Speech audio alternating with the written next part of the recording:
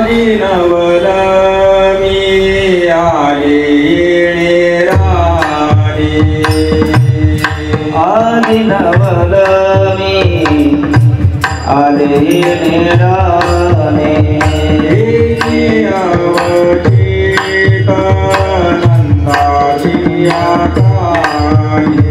नंदाची अवचित नंदाची आकाने भूमी सांगती वो सगळ जन भूमी सांगती ओ सकळ जन होते संचिता आणि होते संचिता आणि होते संचिता आणि होते संचिता आणि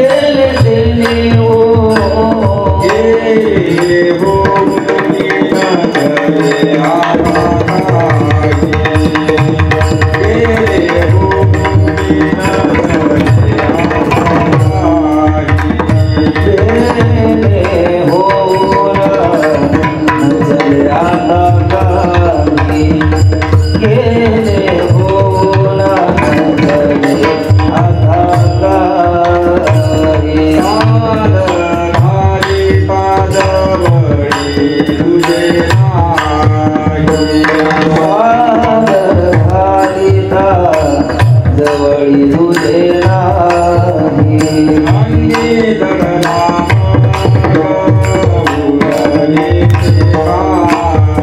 अंगी जडला मग उरले ते काही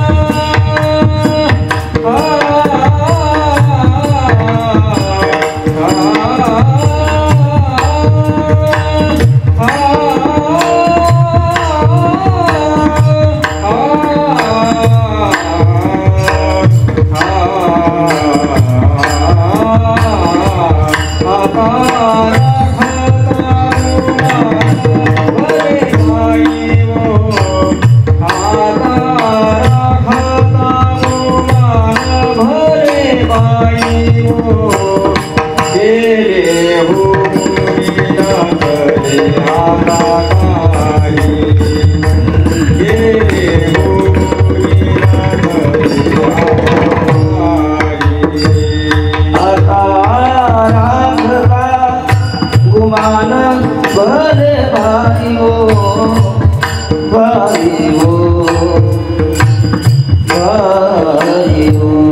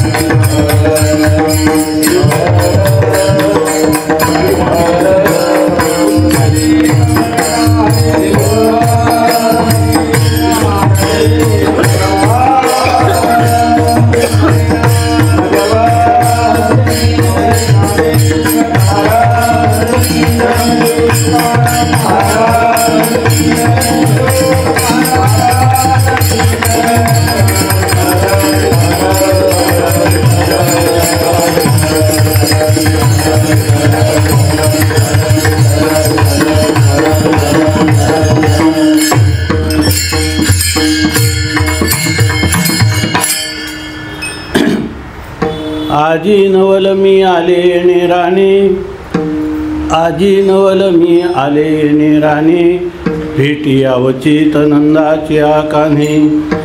गोवी सांगती हो सकळ ही जने, किंवा गोवी सांगती हो सकळ ही जन, होते संचित आणि लेतेनी हो. गेले होनी नचले आता काही, साध घालिता जवळी तुझे नाही. अंगी जडला मग उरले ते काही, आता राखिता गुमान भले बाई हो. बहुत कामे मज नाही आरानुक, एक सारिता तो पुढे उभे एक. आजी मी टाकून आले सकळीक, तवर चिले अनेक कौतुक हो. चिंता करिता हरिली नारायणी, चिंता करिता हरली नारायणी. अंग संगे मिनता दोघे जणे, सुखे निर्भर झाले हो त्याच्या गुणे. तुका म्हणे खुंटले येणे जाणे हो. गेले होनी नचले आता काही, साध घालिता जवळी तुझे नाही. अंगी जडला मग उरले ते काही, आता राखिता गुमान भले बाई हो. माझी वाणी तुझे वर्णी गुण, तुझे वर्णी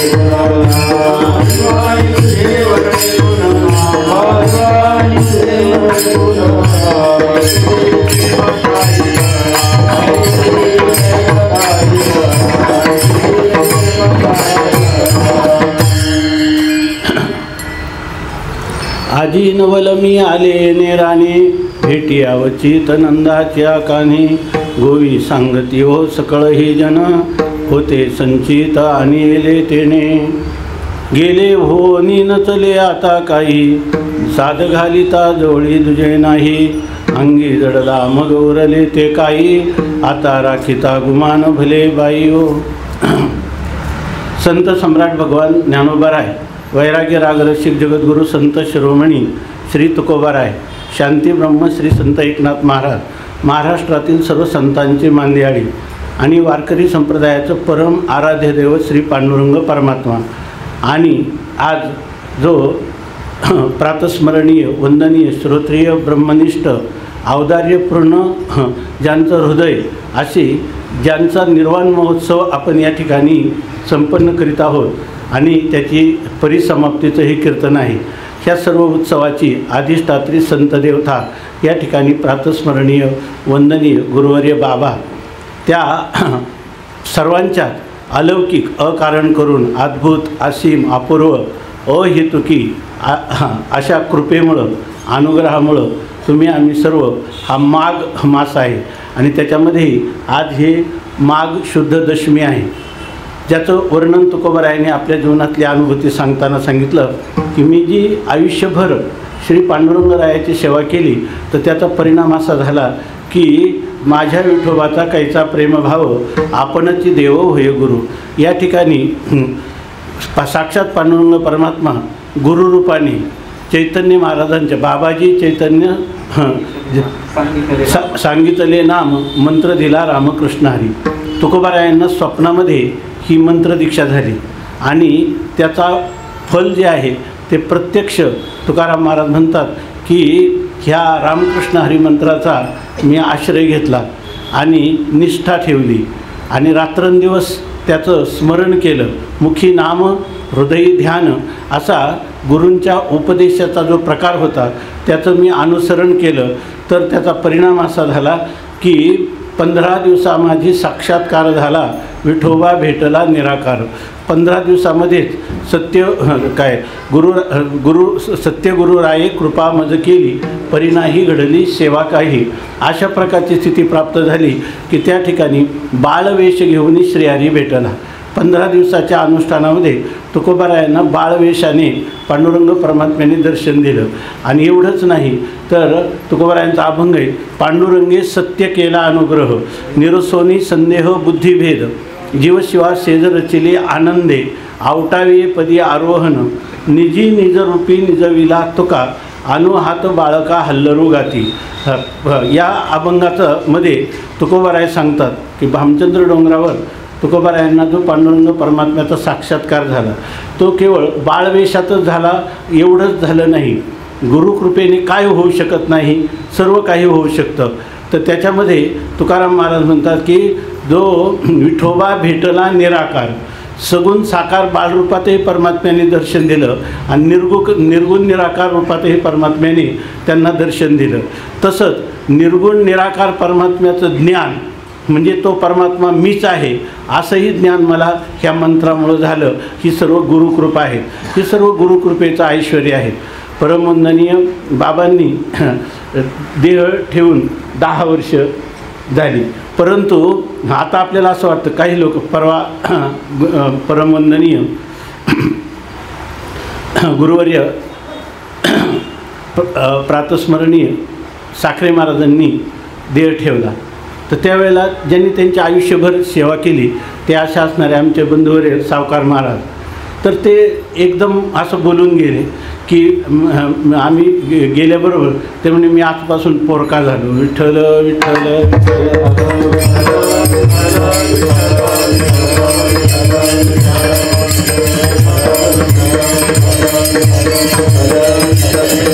याचा अर्थ असा आहे, पोरका झालो ते म्हणण्यात ते स्वतः आमच्या दृष्टीनं गुरुवर्य साखरे महाराजांचं प्रतिबिंब आहे.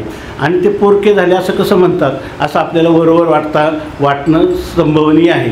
परंतु सर्व तत्त्वज्ञान झालं तरी गुरु ही अशी एक व्यक्ती जीवनामध्ये येते की काही झालं तरी त्यांच्या विरहामध्ये मनुष्याला उदासवानं हे वाटतच असतं. विठ्ठल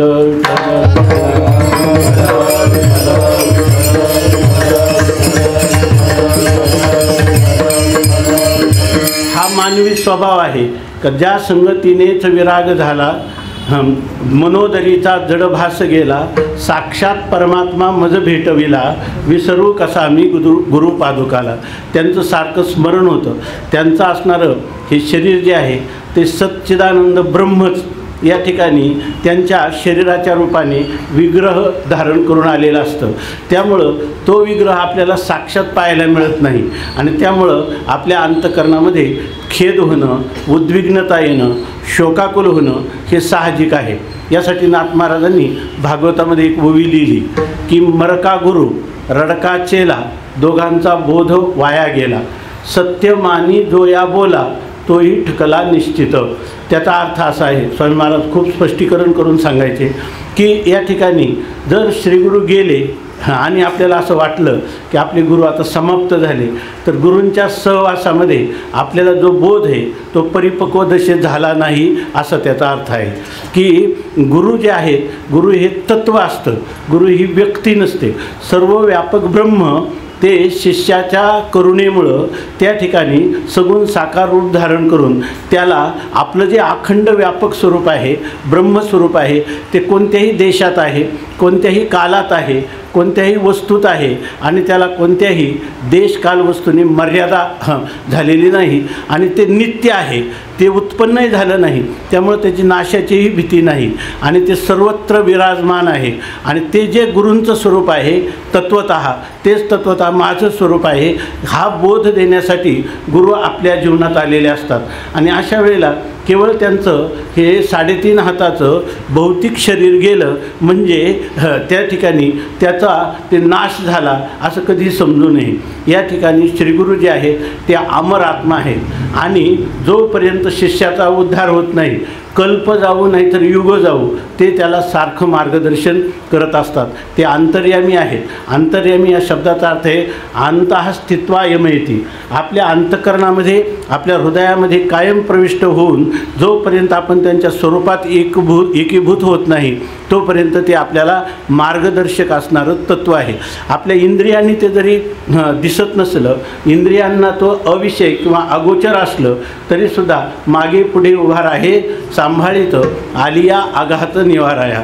जोपर्यंत आपल्या जीवनामध्ये तृप्तीचा ढेकर येत नाही की जन्माला आल्यानंतर माझ्या जन्माचं सार्थक झालेलं आहे, धन्य झालेलं आहे आणि या ठिकाणी कृतकृत्यता मला प्राप्त झालेली आहे, कृतकृत्य झालो, इच्छा केली ते पावलो आणि हा जो तृप्तीचा ढेकर आहे त्या तृप्तीमध्ये कोणतं धन लागत नाही, मान लागत नाही, त्या ठिकाणी शब्दस्पर्शादी विषय लागत नाही आणि आपण मात्र केवळ आनंदाचे डोहे, आनंद तरंग, आनंदाचे अंग आनंदाची. काही लोक म्हणतात की गुरुकृपा झाली, सगळंच आमच्या गुरुकृपा झाली. स्वामी महाराजांना एक जणांनी सांगितलं की त्यांनी सांगितलं की मागच्या वेळेला तुमचं दर्शनाला आलो आणि तुमची पूर्णपणे कृपा झाली आणि खरोखरच मला स्वतःला अनुभव आला. असा कुठला अनुभव आला की तू 1 महिन्यापूर्वी आला, दर्शन करून गेला आणि आमची कृपा, त्या कृपेचा काय अनुभव आला? तो म्हटला की पत्नी आणि माझं दिवसातून 4 वेळा भांडण होत होतं. तुमचं दर्शन गेल्यापासून एकदाही भांडण झालं नाही. याचा अर्थ तुमची कृपा आहे. स्वामी महाराज म्हणे माझी कृपा नाही, तुझ्या पत्नीची कृपा आहे. विठ्ठल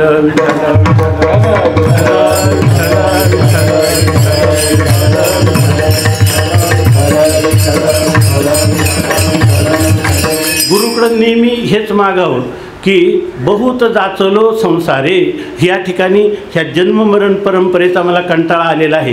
हे शरीर एकदा धारण केलं की शरीर दुःखाचे कोठार, शरीर रोगाचे भांडार, शरीर दुर्गंधीची थार, नाही अपवित्र शरीरा ऐसे.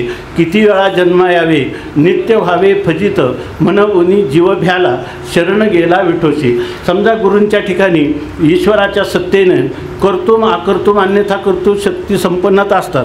तुम्हाला धनमान पण त्यांच्या कृपेने मिळू शकतो, पण हे फार गौण फल आहे.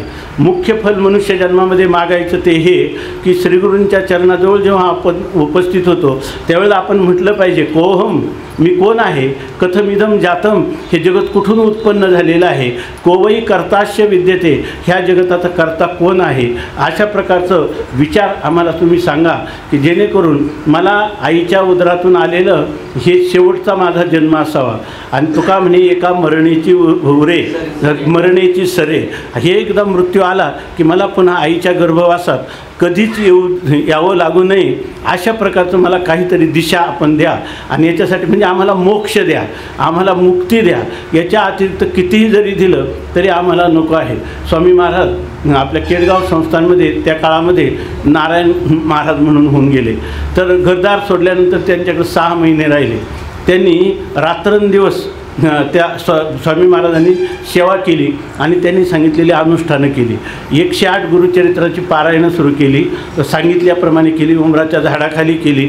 6 महिन्यांनी त्या गुरुजींनी विचारलं की अरे बाळा तू इथं 6 महिने झालं, तुला आला तेव्हा तू म्हटला की मला समाधान नाही, आता तुला कसं वाटतं? तर त्यांनी सांगितलं की आपण विचारतात खरं सांगू का म्हणे, मी पूर्वी घरी बरा होतो, आता इथं मी जास्त विक्षिप्त झालो. त्याचं कारण असं की मला पाहिजे, मला केवळ समाधान पाहिजे, शांती पाहिजे. आणि ती शांती अशी पाहिजे की त्या शांतीमध्ये कधी अशांतीचा स्पर्श नसावा. मला असं निरसं सुख पाहिजे की ज्याच्यामध्ये दुःखाचा संबंध नसावा. आणि इथं आल्यापासून हे कर पारायण ते कर, तुम्ही माझ्या पाठीमागं खटखटच लावून दिली, त्यामुळे मला समाधान वाटत नाही असं त्यांनी सांगितलं. तेव्हा त्यांनी त्याच्या पुढं हात जोडले स्वामीजींच्या पुढं त्या गुरुजींनी आणि त्यांनी सांगितलं बाळ तुझं हे स्थान नाही, तू ज्ञानोबरायांच्याकडं जा. ज्ञानेश्वरी अमृतानुभव हे चांगदेव 65 या ग्रंथामध्ये खऱ्या शांतीचा उपाय सांगितलेला आहे. तो तुला गुरुचरित्राच्या द्वारा मिळणार नाही. कारण गुरुचरित्र हा सकाम पुरुष जे असतात ते आमच्याकडे येतात, त्यांचं दुःख हलकं करावं म्हणून आम्ही त्यांना मार्गदर्शन करत असतो. तुझी मागणी ही फार मोठी आहे आणि ती पूर्ण करण्यासाठी ज्ञानदेवे घेतले दान, हृदयी धरोनिया ध्यान, समाधी बैसला निर्वाण, कथा कीर्तन करीतो. आणि त्यासाठी तू आळंदीला जा, ज्ञानोबरायांच्या समाधीला कवळ घाल, त्या समाधीवर अश्रू ढाळ आणि ज्ञानोबरायांना सांग की मला योग्य महापुरुषाच्या सत्पुरुषाच्या सांभाळी घाला. 2 दिवस इंद्राणीवर बिना अन्नाचे ते राहिले. नंतर 3ऱ्या दिवशी त्यांची व्यवस्था संध्याकाळी झाली. माऊलीनं त्यांना योग्य महापुरुषाची भेटही घालून दिली आणि त्यांनी त्यांचं जीवनही समर्पण केलं. आपलं चिंतन याच्यासाठी चाललं आहे की मनुष्य जन्मामध्ये गुरु किंवा ईश्वर जेव्हा प्रसन्न होतो त्यावेळेला ईश्वराने जरी सगळं त्याचं ऐश्वर्य, त्याची शक्ती जरी आपल्याला दिली तरी आम्हाला या शक्तीची गरज नाही. आम्हाला मोक्ष आणि मोक्षच पाहिजे. आम्हाला जन्ममरण भ्रांतीतून कायमचा सोडव एवढीच आमची मागणी आहे. असं श्रीगुरूंच्याकडं आपण जेव्हा मागू तेव्हा आपली काहीतरी योग्यता प्राप्त झालेली आहे आणि तीसुद्धा त्यांच्याच कृपेने प्राप्त झाली असा त्याचा अर्थ. विठ्ठल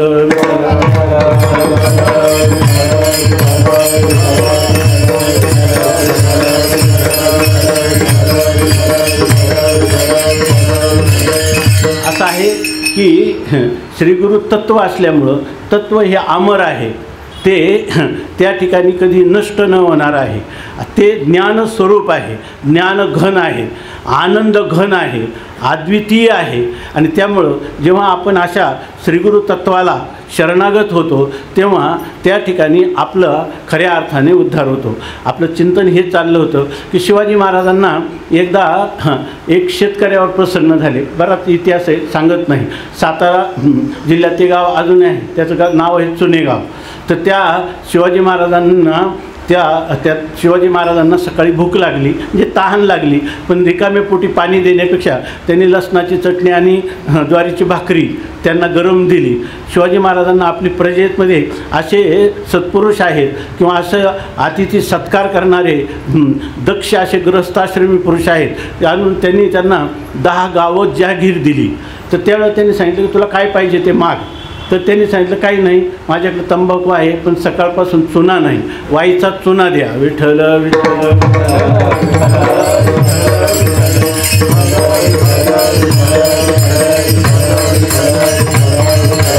म्हणून या ठिकाणी आपल्या जीवनामध्ये बारीक विचार करावा मनुष्याने.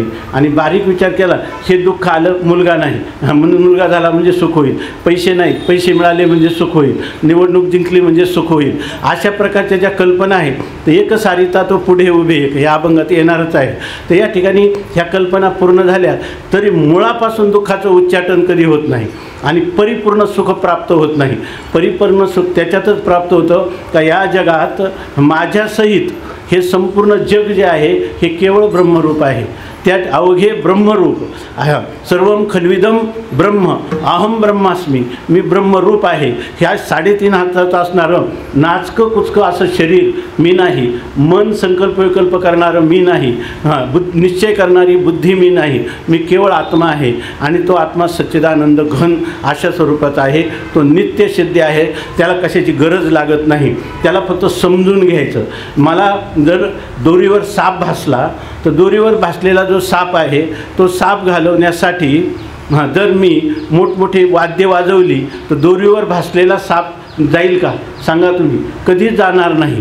त्याच्या ठिकाणी तुम्हाला मंत्र येतात, मांत्रिक असला तरी त्या साप जाईल का त्या ठिकाणी? जाणार नाही. मग काय करावं लागेल? तुम्हाला काय झालं आहे की मंद अंधकारामध्ये त्या दोरीवर साप भासलेला आहे दोरी आणि भासलाय साप. तुम्ही पळाले, तुमचे गुडघे फुटले, नाक फुटलं आणि तुम्ही सांगायला लागले मोठा साप आहे. पण एका पुरुषाला माहीत होतं की या ठिकाणी साप नाही, इथं दोरी पडलेली आहे. पण हा मनुष्य विनाकारण याला भ्रम झालेला आहे आणि त्या भ्रमामुळं हा पळत सुटला आणि अशा प्रकारच्या संकटाला हा सामोरा गेलेला आहे. त्यांनी सांगितलं घाबरू नको, तुला त्या ठिकाणी सर्प नाही, तुला दाखवतो मी काय आहे ते.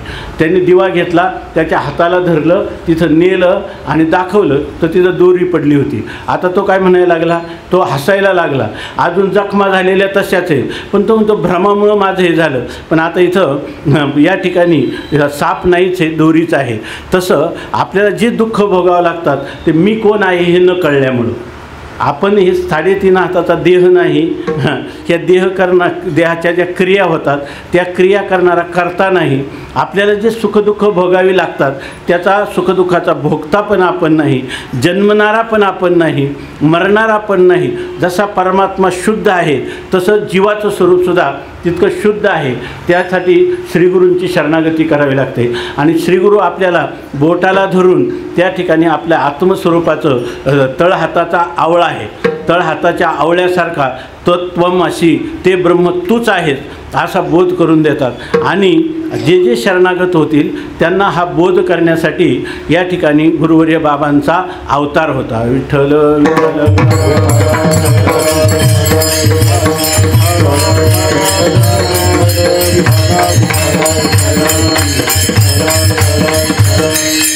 त्यांच्या चरित्रकथनामध्ये रात्री गुरुवर्य श्रीनिवास महाराजांनी सांगितलं की सावत्राईनं विष दिलं असं सांगणं त्यांना आवडत नव्हतं.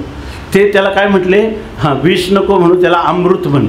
कारण जर तिनं दिलं नसतं तर त्यांना वैराग्य झालं नसतं. आणि आज जगताचा उद्धार करण्यासाठी जणू काही कटिबद्ध होऊन झालेला त्यांचा जो जवळजवळ 80पेक्षा अधिक वर्ष जे जीवन आहे ते इतकं विरक्त जीवन, आणि त्या विरक्तीचं वैराग्याचं फल आनंदानुभूती हे त्यांना लाभलं नसतं. विषाला अमृत म्हणण्यासाठी लागणारं जे सामर्थ्य आहे हे सामर्थ्य श्रीगुरूच देऊ शकतात. आणि ते सामर्थ्य देण्यासाठी आपल्यावर किती कृपा आहे की काल एक जण आले होते आपले निंबळकचे, तर त्यांनी सांगितलं की ते असतील कदाचित तिथं, त्यांनी सांगितलं आमच्या आजोबा, माझे वडील, मी आणि माझ्या नातवापर्यंत 5 पिढ्यांना बाबांची माळा आहे. विठ्ठल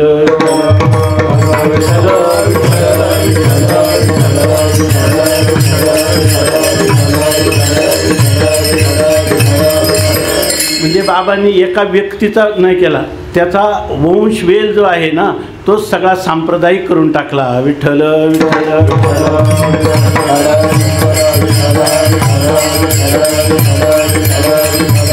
गुरु कधी आपल्याला शंका ठेवीत नाही. हा मला वाटतं की ही दोरी आहे, पण दोरी नसेल कदाचित, हा सर्प असावा, सर्प का दोरी, अशा संशय जाळात कधीच ठेवीत नाही. ते आपल्याला तळ हातात, माऊलींचं असं लिहिलं आहे, तळ हातावरी वाटोळा डोलत देखी जे आवळा, तैसे ज्ञान आम्ही डोळा दाविले तुझं. या ठिकाणी तळ हातावर जर आवळा ठेवला तर आपल्याला सगळ्या बाजूने दिसतो की नाही स्पष्टपणे, परंतु माऊलीनं सांगितलं नाही दिसत. आपल्या हातावर ठेवला, स्थिर ठेवला तर वरची बाजू दिसेल, समोरची दिसेल, मागच्या बाजू दिसणार नाही आणि खालची बाजू दिसणार नाही. पण जर हलवला तर आपल्याला सर्वांगाने त्या आवळ्याच्या स्वरूपाचं ज्ञान होतं. तसं श्रीगुरू आपल्या जीवनात येतात तेव्हा ब्रह्माचं एकांगाने ज्ञान करून देत नाही, परिपूर्ण सत चित आणि आनंद स्वरूप असणारे श्रीगुरू आपण ज्या बोधावर आहोत त्या बोधाच्या सीमेवर किंवा त्या बोधामध्ये त्याला आणून स्थिर करतात. आणि अशा प्रकारचं बाबांनी जे जीवनभर कार्य केलं, अत्यंत निस्पृहीपणाने कार्य केलं. स्वतःचं जे जीवन आहे ते जीवन पूर्णपणे समाज जनता जनार्दनाला समर्पण केलं. आणि बाबा जर हिमालयात ज्या अर्थी त्यावेळेला खेचरी भुचरी मुद्रा त्यांनी जर केलेल्या आहेत तर त्याच्या विष पचवलेलं आहे, सगुण साक्षात्कारी महापुरुष आहे, तरीसुद्धा त्यांनी बुडते हे जन न देखवे डोळा येतो कळवळा म्हणून या ती गावं पकडली, विदर्भातली काही, आमच्या नगरमधली काही, आणि पिढ्यानपिढ्या निहाल होतील अशा प्रकारचं त्यांचं संबंध जोडले. आणि हृदय एक झाले, ये हृदयीचे ते हृदयी घातले, द्वैत न मोडिता केले आपणा ऐसे पार्था अर्जुना. अशा प्रकारची ही स्थिती. आणि त्या बाबांनी आजचा हा जो निर्वाण महोत्सव आहे त्याच्या निमित्ताने हा परिसमाप्तीचा अभंग आहे. या ठिकाणी एक हा जो अभंग आपल्यापुढं वाचून दाखवला तो असा की ज्यावेळेला आज आपण बाबांचा किंवा माऊलींचा निरोप घेऊन घरी जात आहोत त्यावेळेला एक दिवस आज नसेल कदाचित, पण हेच चिंतन आपलं असं व्हावं की ह्या अभंगामध्ये जी गवळण आपली स्वतःची अनुभूती सांगत आहे गोपी, तीच अनुभूती आपण एक दिवस इथं पार्श्वभागी असणारं बाबांचं जे मूर्ती आहे ती मूर्ती साक्षात संजीवन मूर्ती आहे असं समजून त्या ठिकाणी आपण ते दर्शन करत असताना निहाळून बाबांना पाहावं. आणि ह्या अभंगात जसं जगद्गुरू तुकोबारायांनी त्या गोपीच्या रूपकाने आपली अनुभूती सांगितली, त्या अनुभूतीसाठी आपण बाबांच्या जवळ आलेलो आहे. आणि आपल्याही जीवनामध्ये ती गोपी काय बोलत आहे याचं आपण थोडंसं यथाशक्ती यथामती चिंतन करण्याचा प्रयत्न करू. आणि त्याच प्रकारची अनुभूती आपल्याला मरणाच्या एक क्षण का होईना पूर्व आली पाहिजे. आणि याच्यातच आपलं खरं कल्याण आहे ही धारणासुद्धा आपल्या जीवनामध्ये टिकवण्यासाठी, दृढ धरण्यासाठी ते आपण बाबांचीच प्रार्थना करणं हे अत्यावश्यक आहे. विठ्ठल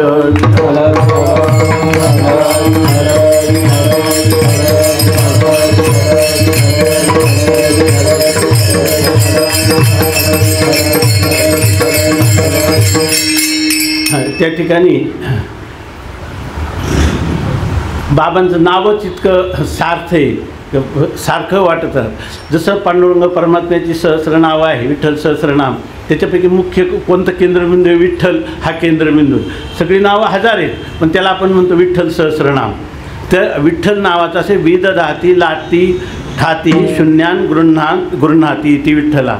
अगदी नष्ट दुष्ट खाष्ट चांडाळ जरी असला, कुत्र्याचं मांस जरी खाणारा असला, तरीसुद्धा जर तो त्याला शरणागत झाला असता तो त्याच्या जीवनाची परिपूर्णता करतो, त्याला सरता करून घेतो. आणि अंगीकार ज्याचा केला नारायणे निंद्यतेही तेने वंद्य केले. अशा प्रकारचं अलौकिक सामर्थ्य किंवा ज्याला आपण म्हणतो कर्तुम अकर्तुम अन्यथा कर्तुम. लोक करतात ते तर करतोच परमात्मा किंवा श्रीगुरू. जे करू शकत नाही ते करतात, आणि जे कोणालाच करता येत नाही श्रेयचा तो केला पुरुष उभा. अशा अलौकिक जीवन जगणारे जे महात्मे आहेत त्यांच्या सहवासात गेल्यानंतर आपली मागणी ही असली पाहिजे की मला जन्म आणि मरण यांच्या परंपरेत किती वेळा जन्म यावे. अशा प्रकारचं आपल्याला वाटलं पाहिजे की देवा मी इतका संसार तापे तापलो मी देवा, करिता या सेवा कुटुंबाची म्हणून तुझे आठविले पाय, येवो माझे माये पांडुरंगे, बहुता दिसाचा झालो भारवाही, सुटीजे हे नाही वर्म ठावे. तुका विठ्ठल तुका म्हणे आता धाव घाली वेगी ना, ब्रीद तुझे जगी दीनानाथा. हे परमात्मन अहो श्रीगुरु, जे गुरु आणि परमात्मा हे दोन नाही. देवते संत देवते संत निमित्त त्या प्रतिमा, आपण त्यांच्याकडे हीच मागणी मागावी. आणि एक गोपी आहे ह्याच्यामध्ये, ह्या गोपीचंच जीवन आपण जर समजावून घेतलं आणि आपल्याला हा गोपी भाव प्राप्त व्हावा असं जर आपल्याला वाटलं तर आपले जीवन खऱ्या अर्थाने सार्थकी आहे. आता ज्याला अनात्म गोष्टी आहे ना, माणसाला त्या बोलण्याचा सर्वात कंटाळा आला पाहिजे की आता याच्यानंतर आपण सांसारिक गोष्टी बोलणं, शब्दस्पर्श रूपरसगंध या पंचविषयापैकी स्वर्गातला असो नाहीतर मृत्यूलोकातला असो, ह्या गोष्टी आपल्याला कानाने सुद्धा ऐकू नयेत असं वाटलं पाहिजे. आणि आपल्याला दिव्य अलौकिक असणारं एकतर परमात्म्याचं रूप, परमात्म्याच्या गुणांचं श्रवण, परमात्म्याच्या प्रसादाचं सेवन, नेत्रेंद्रियाने त्या परमात्म्याचं दर्शन, पाय कर्मेंद्रिय भगवंताच्या दिशेने चालले, हात त्याच्या पूजेमध्ये रममान आहेत. अशा प्रकारचं देवाने जी सामुग्री दिलेली आहे ती सगळी घेई घेई माझे वाचे, गोड नाम विठोबाचे, डोळे तुम्ही घ्या रे सुख, पहा विठोबाचे मुख, मना तेथे धाव घाली राहे विठोबाचे पायी. तुका म्हणे जीवा नको सोडूया केशव,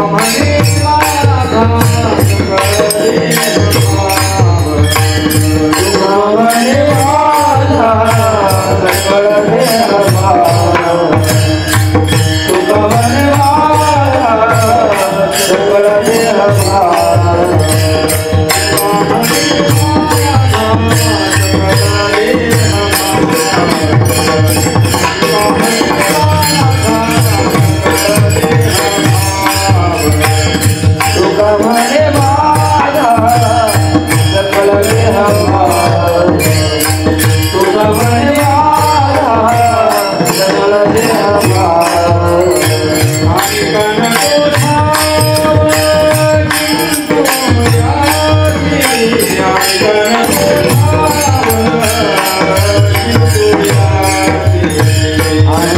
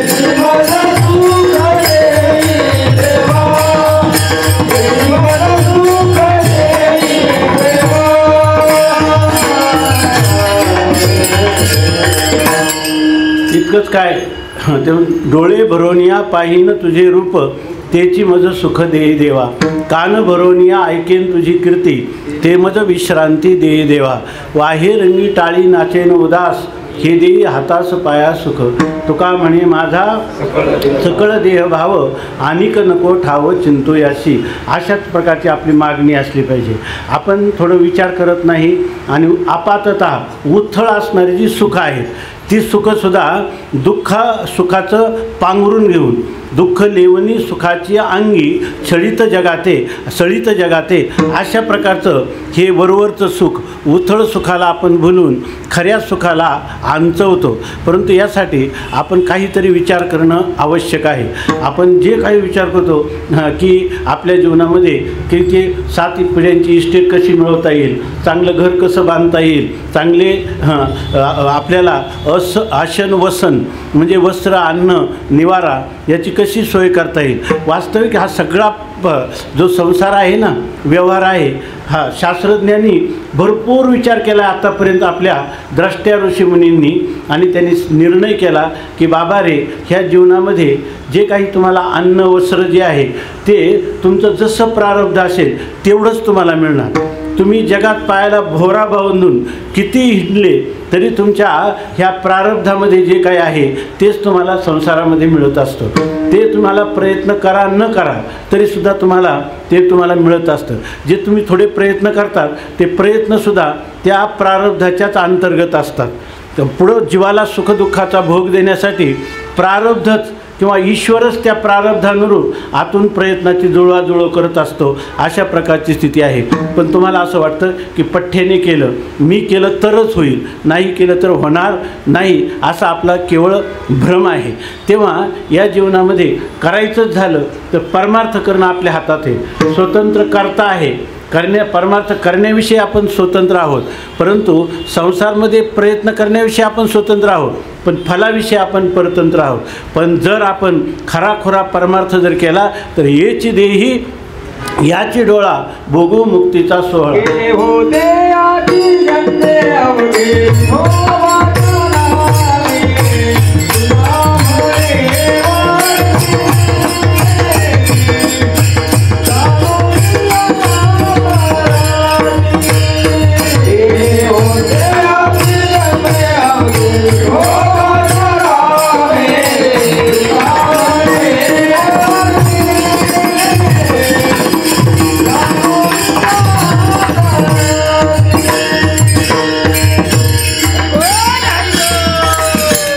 केले होते याची जन्मे अवघे विठोबाच्या नामे, तुका म्हणे वर्मे जाणो निया तरती. हे याचं वर्म आहे की आपण परमार्थात केलेलं काहीच वायाला जात नाही, सगळं बरोबर येतं, आणि संसारात केलेलं काहीच बरोबर जात नाही.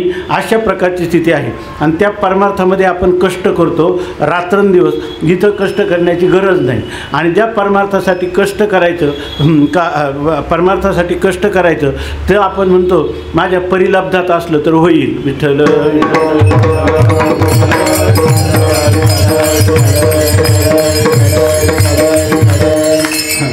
स्वामी महाराजांनी आम्ही ते आजारी होते, परंतु एक जणांनी पुण्यामध्ये एक मोठा वाडा घेतला.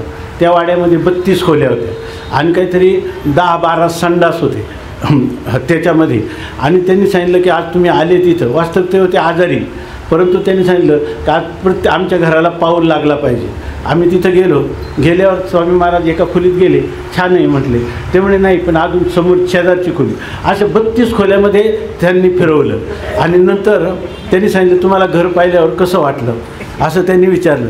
स्वामी महाराज म्हणे खरं सांगू का तुम्हाला, तर म्हणे मला घर पाहिल्यावर असं वाटलं की एक दिवस हे घर तरी पडेल किंवा तुम्ही तरी या घराला सोडून जाऊ, एवढं पाहिल्यावर मला वाटलं.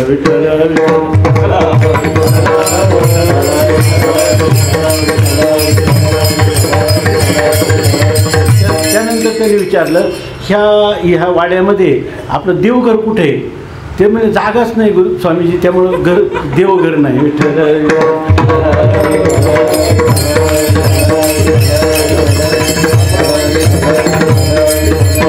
प्रातर्विधी मनुष्य दिवसातून एकदा एकदा किंवा दोनदा करतो तिथं 12 टॉयलेट्स केली म्हटले. आणि जे करण्यासाठी जे देवे दिला देह भजना गोमटा त्याची मात्र देवाची मात्र व्यवस्था केली नाही. विठ्ठल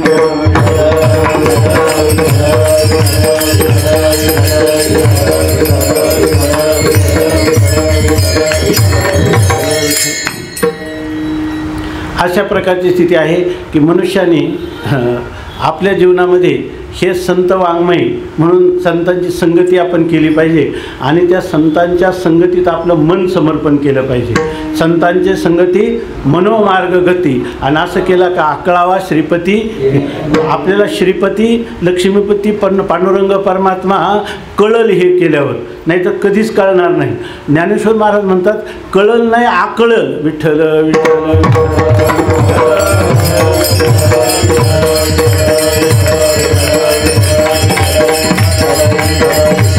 तुम्ही म्हणाल की काल्याचं कीर्तन आहे, हा अभंग घेतला आहे की नाही, आणि चिंतन करायचे, पुन्हा चरित्र ते उच्चारावे केले देवे गोकुळी.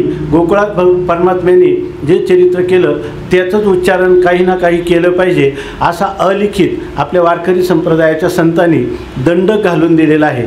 आणि तुम्ही मात्र हे विषयांतराचं बोलत आहात. विठ्ठल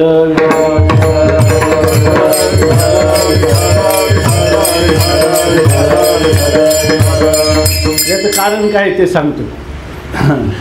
खरं म्हणजे असं की माऊलीने काय लिहिलं, वारा वाजवणी ओसरे परी तो डोल रुखीवरे. वारा जरी वाहायचा थांबला तरी ते पानं थोड्या वेळ हलतच राहतात की नाही. चक्राला गती दिली की ती गतीचा दंड काढून घेतला तरी काही काळ फिरत राहतं. तसं आमच्या पाठातला विषय आहे ना, त्या विषयामुळे विषयावर येताच येणार.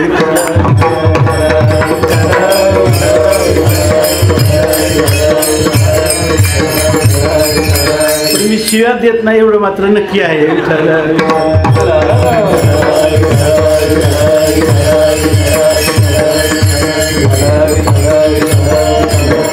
असो, या ठिकाणी आपण हा जो अभंग आहे, ह्या अभंगाचा अर्थ झाला तर साधारणपणे यथाशक्ती यथामती तरी आपला काला झालेलाच आहे.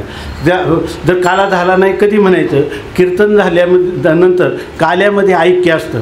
लाह्या आणि दही यांचं एकत्रीकरण असतं. त्याप्रमाणे दोन्ही सारखे श्वेतवर्णाचे आहे. तसं तुम्ही आम्ही खेळीमेळी गदारोळी आनंदे, आपण सगळे श्वेतवस्त्रधारी अशा प्रकारचे वारकरी संप्रदायाचे पाईक गुरुवर्य प्रातस्मरणीय वैकुंठवासी बाबांच्या छत्राखाली बसून या ठिकाणी आपल्या आत्मकल्याणाच्या मार्गाचा विचार करीत आहोत. हेच आपलं जीवनातलं परम भाग्य आहे. विठ्ठल.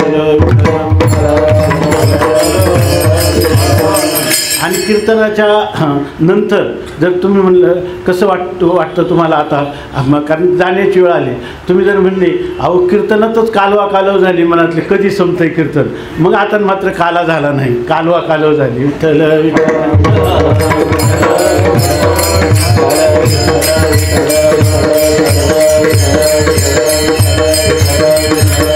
काल्यामध्ये ऐक्य सांगितलेलं आहे.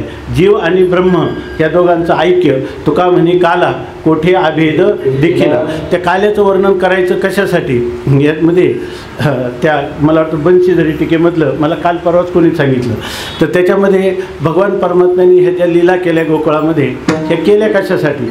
बरेच लोक म्हणतात कीर्तन काल्याचं करायचं, 7 दिवस सर्व चिंतन ऐकलं, संत परक, नाम परक, अद्वैत परक, सगळे अभंग, मागणी परक सगळे. आणि आज काय तर भगवंताने गोकुळात केलेल्या चोऱ्यांचं वर्णन करायचं, भगवंताने गोपिकांशी केलेली रांडोळी तिचं वर्णन करायचं. हे काय प्रकार आहे असं सामान्य माणसाला वाटणं साहजिक आहे. ज्याला शास्त्राची नजर नाही, ज्याला खरीखुरी ज्याला जिज्ञासा नाही, किंवा ज्याला खरंच शास्त्राची नजर नाही, तर अशा लोकांना ही शंका येते. परंतु भगवंतानी असं केलं की जसं तुकाराम महाराजांचं आपण, तुका म्हणे आईशी आहेत गा हरी याही तारी जीवाशी. किती जरी दुष्ट लोक असले तरीसुद्धा, आता तुम्ही आम्ही वारीला आलो, ज्ञानोबरायांचं दर्शन केलं, बाबांच्या छत्राखाली चिंतन करतो, तर आपला उद्धार होणं ही काही फार मोठी अवघड गोष्ट नाही. परंतु तुकाराम महाराजांना जे वाटतं की हे जे लोक कधीच ह्या परमार्थाकडे ढुंकून देखील पाहत नाही, त्यांच्या जीवनामध्ये अहिंसा, सत्य, आस्तेय, ब्रह्मचर्य, अपरिग्रह, वैराग्य, विवेक ही नावंसुद्धा त्यांना आवडत नाही. त्यांना काय सांगायला पाहिजे, त्यांना पेपरामध्ये आलेलं सर्व राजकारण आजच कळायला पाहिजे. नंतर त्याच्यामध्ये जे काही येतं ना, ते कोणतं आजकाल विठ्ठल विठ्ठल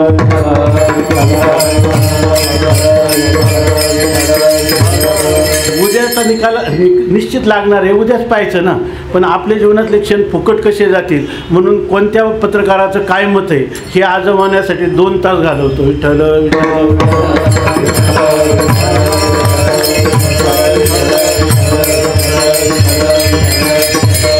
ज्याला आपल्याला घाई झालेली आहे त्या माणसाचं काही नाही. पण असे जे लोक आहेत, तुका म्हणे आयुष्य आहेत गाहारी, त्यांना हिंसा म्हटलं, काम क्रोध, त्या लोकांचं वर्णन हे ऐकायला बरं वाटतं.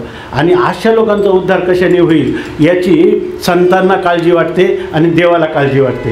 मग संतांनी देवाला विचारला, अशा प्रकारचे लोक आहे आणि याही तारी जीवाशी, ह्याही जीवांना तू तार. त्यांना पुण्यकर्म म्हणणं माहीत नाही. त्यांना जर तुम्ही म्हटले काम का यज्ञ कर्म करा, ते म्हणतात कशाला, तेवढं तूप घरात पोरांना खाऊ घातलं तर उपयोगाचं आहे, ते अग्नीत ओतून काय त्याचा उपयोग आहे, हां ते धान्याचा विध्वंस करणं नाही का.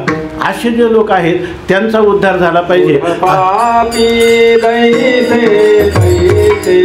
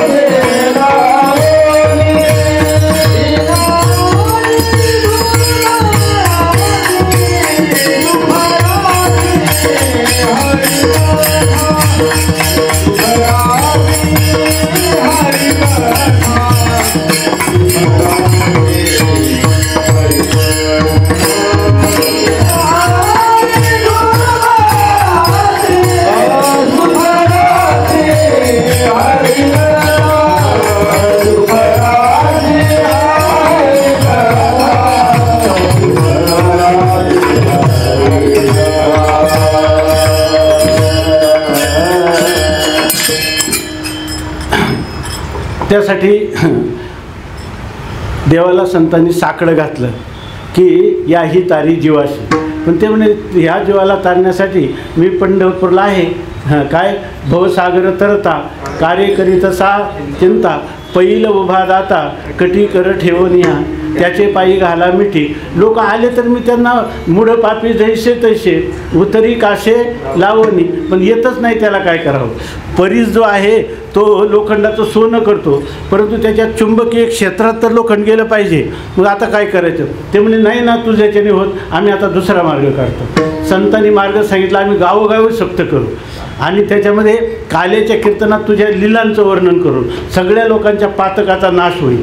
आणि भागवत सांगतं त्याच्यामध्ये की भगवंतानी ह्या ज्या लीला केल्या, चौर्य लीला करण्याची काय गरज होती भगवंताला, गोपींच्या चेष्टा करण्याची काय गरज होती, परमात्म्याला गरज नव्हती. पण परमात्म्याने अशा लीला केल्या की लोक तिथंसुद्धा आपले गुरुवारी मारुती बाबा सांगत असतात, तो सावकार चालला होता घोड्यावर बसून आणि त्याच्या पाठीमागे त्याचा नोकर चालला होता. त्यांनी सांगितलं की अरे मला घोड्यावर बसून झोप घेणं काय चांगली गोष्ट आहे का, चांगली गोष्ट म्हणजे पडेल ना कुठेही. तर ते म्हणजे मला सारखी झोप येते, इथं कुठं कीर्तन चाललं का पहा म्हणे. हां असं सांगितलं. गुरुवारी बाबा सांगतात दुसऱ्या दिवशी चालला होता तर ते म्हणे या परिसरात कुठं तमाशा आहे की काय म्हणे, मी आज इतका थकलेलो आहे पण मला अजिबात झोप येत नाही म्हणे. आता तुका म्हणे आयुष्य आहे तर का अरे अशा प्रकारचे लोक आहे. संतांनी सांगितलं देवा तू काही चिंता करू नको, आम्ही सप्ते करू. आणि सप्त्यामध्ये असे ज्या लोकांना भगवंताचं जे काही शील आहे किंवा भगवंताचा जो सर्वज्ञ दयाघन भक्तवत्सल करुणालय असा जो स्वभाव आहे त्याचं वर्णन करायला लागले की लोक झोपून जातात. मग आता आम्ही काय करू, आम्ही ह्या अशा भगवंताने केलेल्या चोऱ्या गोपींच्या चेष्टा लोक सावध होऊन ऐकतील, आहे की नाही. आणि ह्याचा उपयोग काय होईल, शास्त्र सांगतं भागवत की भगवंतांनी ह्या लीला केल्या याच्यासाठी. जे लोक असे आहेत ज्यांच्या जीवनात कधी व्यभिचाराचं पातक घडलं असेल तर भगवंतांनी गोपींच्या केलेल्या चेष्टाचं वर्णन ऐकलं की त्या पातकाचा नाश होतो. जर भगवंताच्या चोरीचं वर्णन केलं असेल तर चोर किंवा व्यभिचार हा शब्द मुखाने उच्चारला तरीसुद्धा चांगलं नाही. आणि ज्यांनी जीवन तसं घातलं, परंतु इथं भगवंताच्या चोरीचा उच्चार करणाऱ्यांनाही पुण्य लागतं आणि ऐकणाऱ्यालाही पुण्य लागतं. इतकंच नाही तर तुम्ही कीर्तनाला जेव्हा जाता त्यावेळेला घरापासून तुम्ही जायला निघता तेव्हा एका पावलाला 80 बरोबर ना कृच्छ्र आणि चांद्रायण व्रत केल्याचं पुण्य तुम्हाला मिळतं, एवढं याच्यामध्ये आहे. म्हणून या ठिकाणी आपल्या कीर्तनकारांनी जे आहे म्हणून ह्या आलिखित दंड करून ठेवला. आणि तो असा केला की त्याचं भागवतांनी सांगितलेलं फळ काही असू द्या, पण जर लोक त्याच्यामध्ये रमतात ना मग त्याला तमाशाच्या जागेवर आणून ठेवू अशा प्रकारची कीर्तन करायला लागले. विठ्ठल विठ्ठल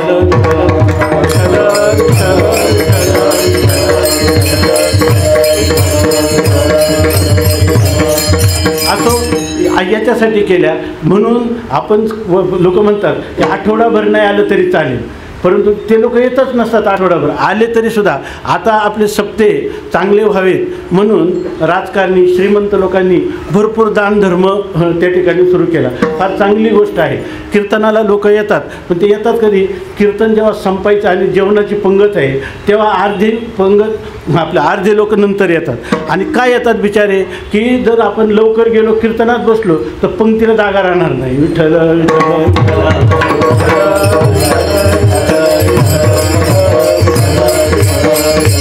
त्यामुळे असे जे निवडक साधू संत आहे ते कालेच्या कीर्तनाला अवश्य येतात.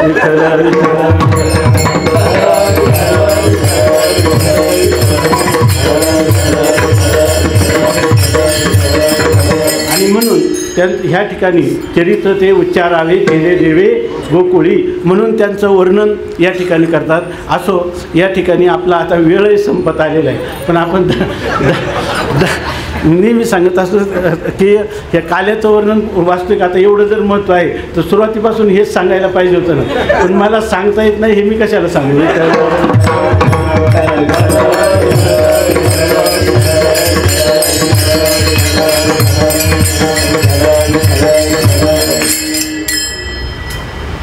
या ठिकाणी गोपीय शब्द आहे ना, आपण गवळण म्हणतो त्याला, त्या संस्कृतमध्ये शब्द आहे गोपी.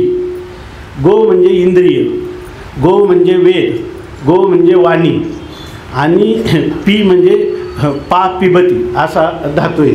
तर याचा अर्थ काय आहे की पिणं, प्राशन करणं, घटघटा पिणं असा त्याचा अर्थ आहे. गोपी म्हणजे आपल्या इंद्रियांनी भगवंताच्या रसाचं, भगवंताच्या आनंदाचं, चरित्राचं, गुणांचं, नामांचं संकीर्तन करते किंवा ऐकते. म्हणून इंद्रियांनी जे परमात्म्याचा रसाची लयलूट करते तिला म्हणतात गोपी. दुसरी गोष्ट म्हणजे इंद्रियांनी आता सांगितल्याप्रमाणे पाय त्याच्याकडे जातात, हात त्याची पूजा करतात, डोळे त्याला पाहतात. अशा प्रकारचे त्या सगळ्या इंद्रियांचा वेच त्या परमात्मा स्वरूपाच्या ठिकाणी सगुण साकार इष्ट देवता श्रीकृष्ण परमात्मा त्याच्या ठिकाणी वेच करणं ही करणारी जी तिलाही गोपी म्हणतात. दुसरी का आपली वाणी जी आहे ना, तर माझी मद झाली अनावर वाचा छंद या नामाचा घेतला असेल. रात्रंदिवस जी कृष्ण कृष्ण कृष्ण अशा प्रकारचा जप करते. त्या अर्जुनाच्या रोमरंध्रातून सुद्धा कृष्ण कृष्ण असं नाव निघत होतं, नामोच्चारण होत होतं, त्याला म्हणतात गोपी. आणि तिसरं आहे की आपल्या जीवनात चालत असताना गो म्हणजे वेद. कोणती गोष्ट करायची झाली तर शास्त्र म्हणेल त्याप्रमाणे ज्याचं जीवन आहे आणि शास्त्राने सांगितलेलं जे परमात्म्याचं स्वरूप, त्याची साधना, त्याचा रस ग्रहण कसं करायचं हे शास्त्राला विचारून जे करतं ती पण आहे गोपी.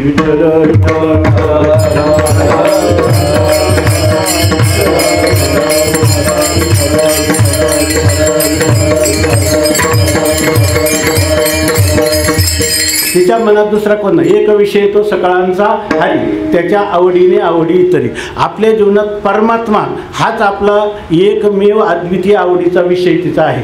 आणि जर ती बाहेरचे जे सासू सासरे दीर भाऊ यांच्याबरोबर व्यवहार करीत असेल तर त्यांच्या आवडीने आवडी इतरी. आपल्या परमात्म्याला जेवढे अनुकूल असतील किंवा अनुकूल किंवा प्रतिकूल असले तरी त्याचा आपल्या परमार्थासाठी उपयोग होत असेल तर तेवढंच त्यांच्याशी तिचा संबंध आहे. अशा प्रकारचं अंधबैर हे प्रेत लोकाचे आहे, अशा प्रकारचं सांगितलेलं हे पुढं. तर अशी प्रकारची असणारी ती गोपी आहे. आणि त्या गोपींनी परमात्म्याची तिची परमात्म्याची दृष्टादृष्ट झाली, परमात्म्याचा तिला स्पर्श झाला, परमात्म्याचं तिच्याशी बोलणं किंवा सुसंवाद झाला, परमात्म्याची कृपादृष्टी तिच्यावर पडली, परमात्म्याचं आलिंगन सुख तिला मिळालं. आणि असं सर्वामुळं तिच्या जीवनात जे परिवर्तन झालं त्या परिवर्तनामध्ये ती केवळ आनंद निर्भर झाली, आनंदाने ती आपलावीत झाली. ती आनंदाच्या डोहामध्ये निमज्जन करत होती, दुःख तिच्या स्वप्नात देखील नाही. आणि अशा प्रकारच्या थाटामध्ये ती जीवन जगत असताना तिला जेव्हा जेव्हा तिच्या काही मनुष्य आपल्या सखी किंवा सखा मित्र किंवा मैत्रीण याच्याबरोबर यांच्यासमोर आपलं जे हृदयाचं स्पष्टपणे उघडं करतं, दुसरं कुठं करत नाही, तेव्हा तिच्या जीवनामध्ये हा आनंद ती भोगत असताना तिच्या ज्या मैत्रिणी आहेत किंवा जी सखी आहे त्या सखीला ती भेटली. आणि तिच्यामध्ये ती सांगत आहे की खरोखर मला हे मानव जीवन मिळालं आणि त्या मानव जीवनात मला प्राप्त झाले त्याचं माझं खूप सार्थक झालं. आणि खरोखर मनुष्य देहाचं सार्थकाची जी अनुभूती आहे, जी आनंदानुभूती आहे, जी ज्ञानानुभूती आहे, जी अमरत्वाचा जो काही परिपोष झालेला आहे आणि केवळ अद्वैतात्मस्थिती या ठिकाणी उर्वरित आहे, अशा वेळेला तिची जी अनुभूती आहे ती सहजच आपल्या सखीशी त्याचा अनुवाद करीत आहे. ते हा अभंगाचं प्रथम चरण आहे. आली नवलमी आले राणे, आली नवलमी आले राणे,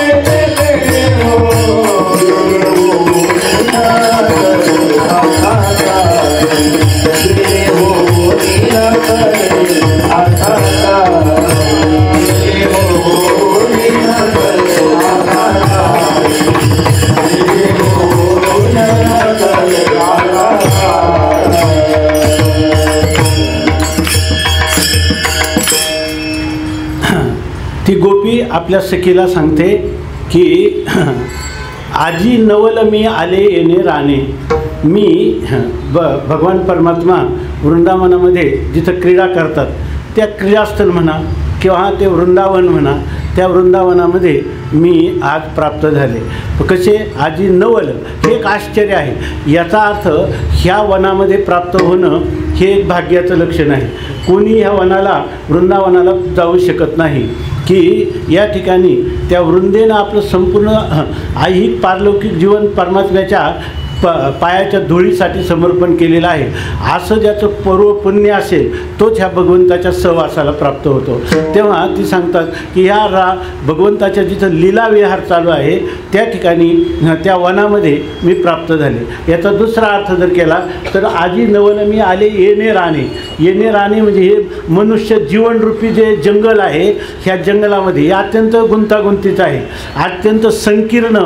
जसं जंगल म्हटलं का तिथं सगळी कवठाची झाडं आहेत किंवा सगळी आंब्याची झाडं असं दिसणार, बोरी बाभळी साबर भाकरी सगळ्या प्रकारचं तिथं तुम्हाला दिसणार. आंब्याची झाडं दिसणार, अमृतासारखी रसाळ फळं पण तुम्हाला तिथे मिळणार आणि विषासारखी बचनागाचे वेली पण तुम्हाला तिथंच सापडणार. विठ्ठल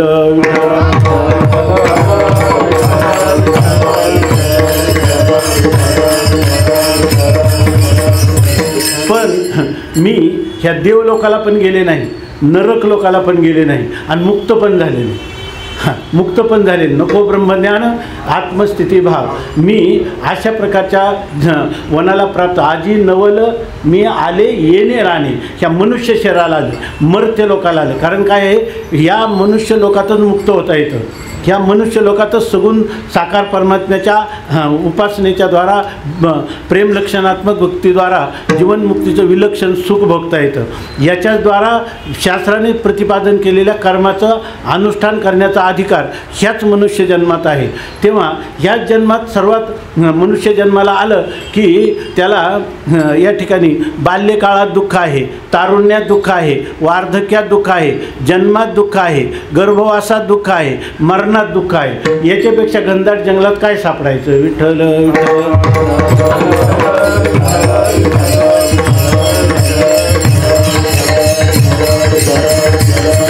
कसे केले होते याची जन्मी. या जन्मात आलं तरच मुक्तीचा अधिकार आहे. मनुष्य शरीरा अतिरिक्त कुठेही मुक्तीचा अधिकार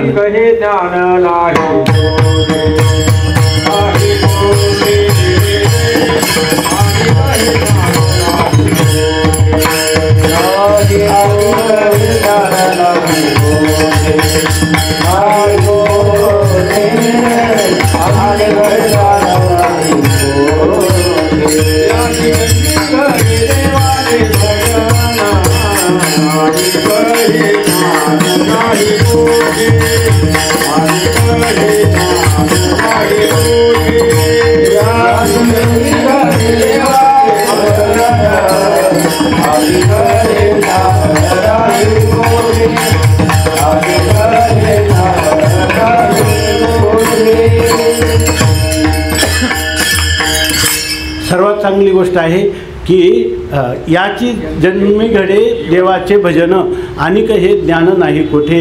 ह्या ह्या मनुष्य शरीरामध्ये आपल्याला परमात्म्याचं ज्ञान करून घेता येतं, परमात्म्याशी संवाद करता येतो, परमात्म्याची सोयरीक संबंध करता येतो.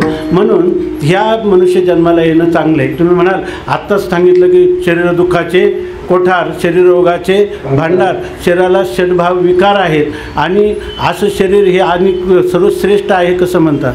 जर विषयात सेवन केलं तर ते दुःखाला कारण होतं आणि परमार्थाला जर केलं ते शरीर उपयोग केला तर शरीर उत्तम चांगले, शरीर सुखाचे घोषुले, शरीरे साध्य होय केले, शरीरे साधले परब्रह्म. देवाची प्राप्ती पण ह्याच देहामध्ये होऊ शकते. म्हणून असं देवाच्या प्राप्तीसाठी ज्या शरीराचा वेच होईल ते उत्तम आहे, चांगलं आहे.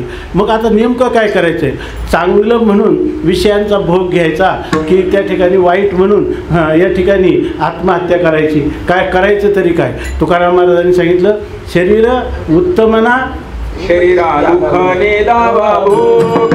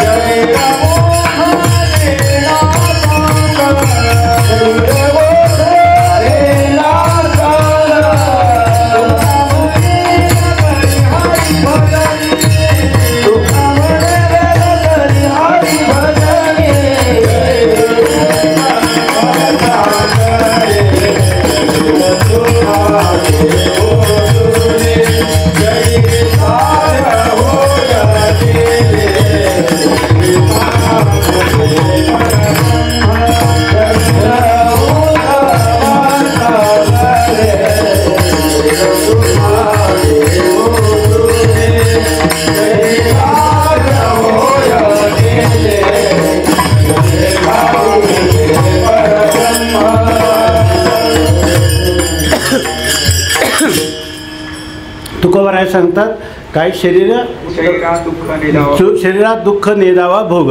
शरीराला अंजन मंजन करून फार भोगही देऊ नये आणि या शरीराचा त्यागही करू नये.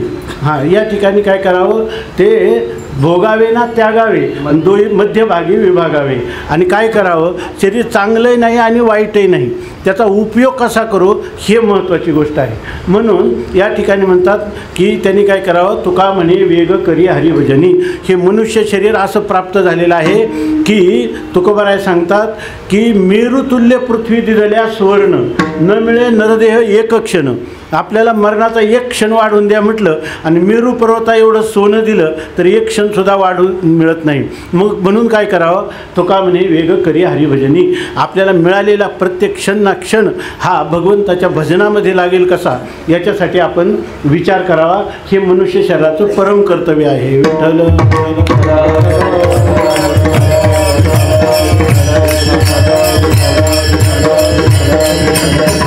स्वामी महाराज सांगायचे की आणि खरोखर वस्तुस्थिती आहे की मनुष्य ह्या जीवनामध्ये जर आपण बारकाईनं पाहिलं सगळ्या 84 लक्ष योनी आहेत. तर याच्यामध्ये कोणती योनी सुखी आहे किंवा दुःखी आहे हे आपण जाणू शकतो का? जाणू शकत नाही. त्याचं कारण असे त्यांचा चेहरा पाहिला तर कुत्रा जेव्हा मोठमोठ्याने विवळायला लागतो तेव्हा आपल्याला वाटतं की काहीतरी झालं किंवा केव्हा केव्हा करतो परंतु कोणी काठी वगैरे मारली तर आपल्याला लक्षात येतं. पण त्याच्या चेहऱ्याकडं पाहिलं त्याच्या बॉडी लँग्वेजवरून कधी लक्षात येत नाही. पण माणसाचं पाहिल्याबरोबर आपण म्हणतो का आज जरा सुकलेले आहे की नाही. म्हणजे ज्या मनुष्यालाच एक असं आहे की त्याला सुखदुःख प्रदर्शन करण्याचं सामर्थ्य त्याच्या चेहऱ्याच्या ठिकाणी भगवंताने दिलेलं आहे. म्हणून भगवंत सर्वात नाराज कधी होतो जेव्हा तुमचं फोडिली गोवरी ऐसा दिसे तोंडावरी. जेव्हा मनुष्य नाराज दिसतो दुसऱ्याला त्यावेळेला त्या दुसऱ्याचा जीव जातो त्याच्याकडे पाहिल्यावर याच्यामध्ये. म्हणून मनुष्याने कधी नेहमी हसतमुख असावं. विठ्ठल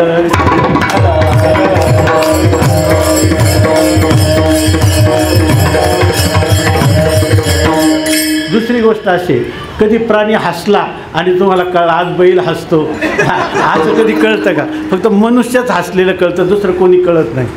त्याचा अर्थ असा आहे की मनुष्याला ही एक देणगी विशेष दिली कोणती वाणीची.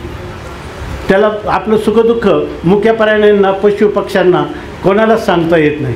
ते सुखदुःख सांगण्याचा अधिकार कोणाला दिलेला आहे? मनुष्याला. आणि त्याला साधन कोणतं दिलेलं आहे? वाणी. म्हणून त्याच्या वाणीचा उपयोग जर तो योग्य जर करील तर तो भगवंताच्या अंकावर बसेल. विठ्ठल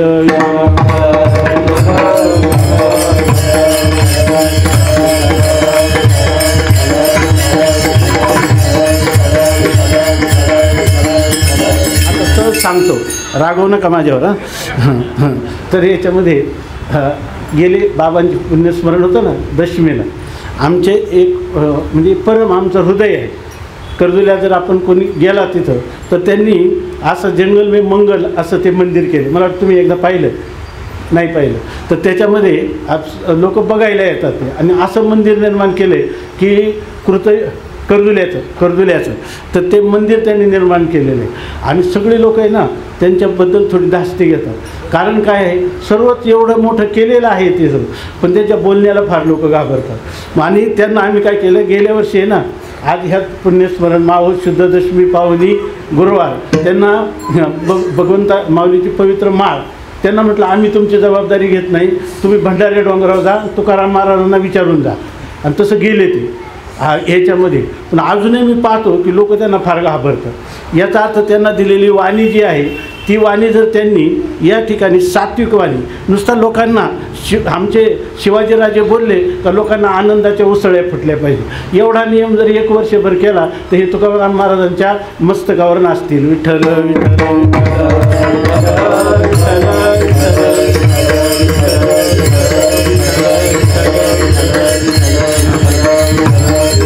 विठो माझा लेकुरवाळा संगे लेकुराचा मेळा. आणि असं होण्यासाठी आजही योगायोग असे की अस्थि विसर्जनासाठी त्यांना इथे यावं लागलं. हे सुद्धा तुकोबारायांनी बोलावलेलं आहे. विठ्ठल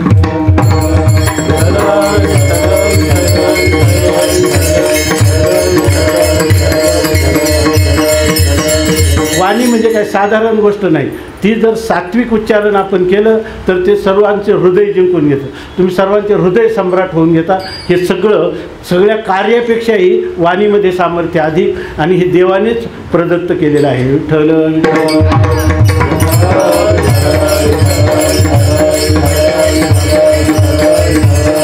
आपलं चिंतन आले, हा मनुष्य शरीर प्राप्त झालेले आहे.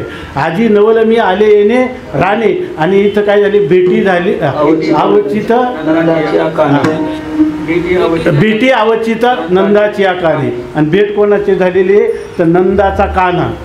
या ठिकाणी नंदाचा कान्हा, नंदाची भेट झाली नाही आणि कान्हाची भेट झाली नाही, नंदाच्या कान्हाची भेट झाली. नंदाला परम प्रेमास्पद असणारा आपला आत्मरूप जो श्रीकृष्ण कन्हैया आहे की नाही, त्या कन्हैयाची मला भेट झाली. म्हणजे भगवंताची जरी अनंत रूप असली, अनंत रूपे अनंत वेशे देखील म्या त्याशी, पण भगवंताचं रूप जे आहे त्या रूपावर मधुसूदन सरस्वती व्यासमुनी सगळेच्या सगळे लुब्ध झालेले आहेत. सगळे ऋषीमुनी सगळे संत ते त्या भगवंताचं बालरूप आहे. तुकाराम महाराजांचं पहिलं वाङ्मयाचं स्फुरण झालं ते बालक्रीडेतून झालं.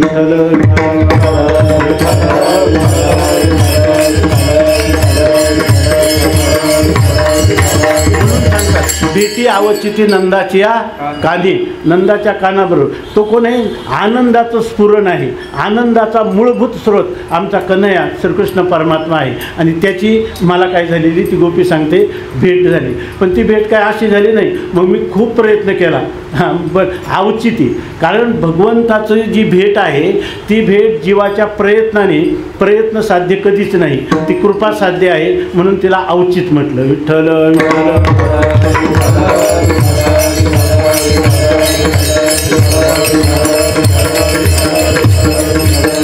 याचा अर्थ असा आहे की भेटी आवचित नंदाच्या कानी. आपण जेव्हा परमार्थाला लागतो तेव्हा अनेक प्रतिबंध येत असतात.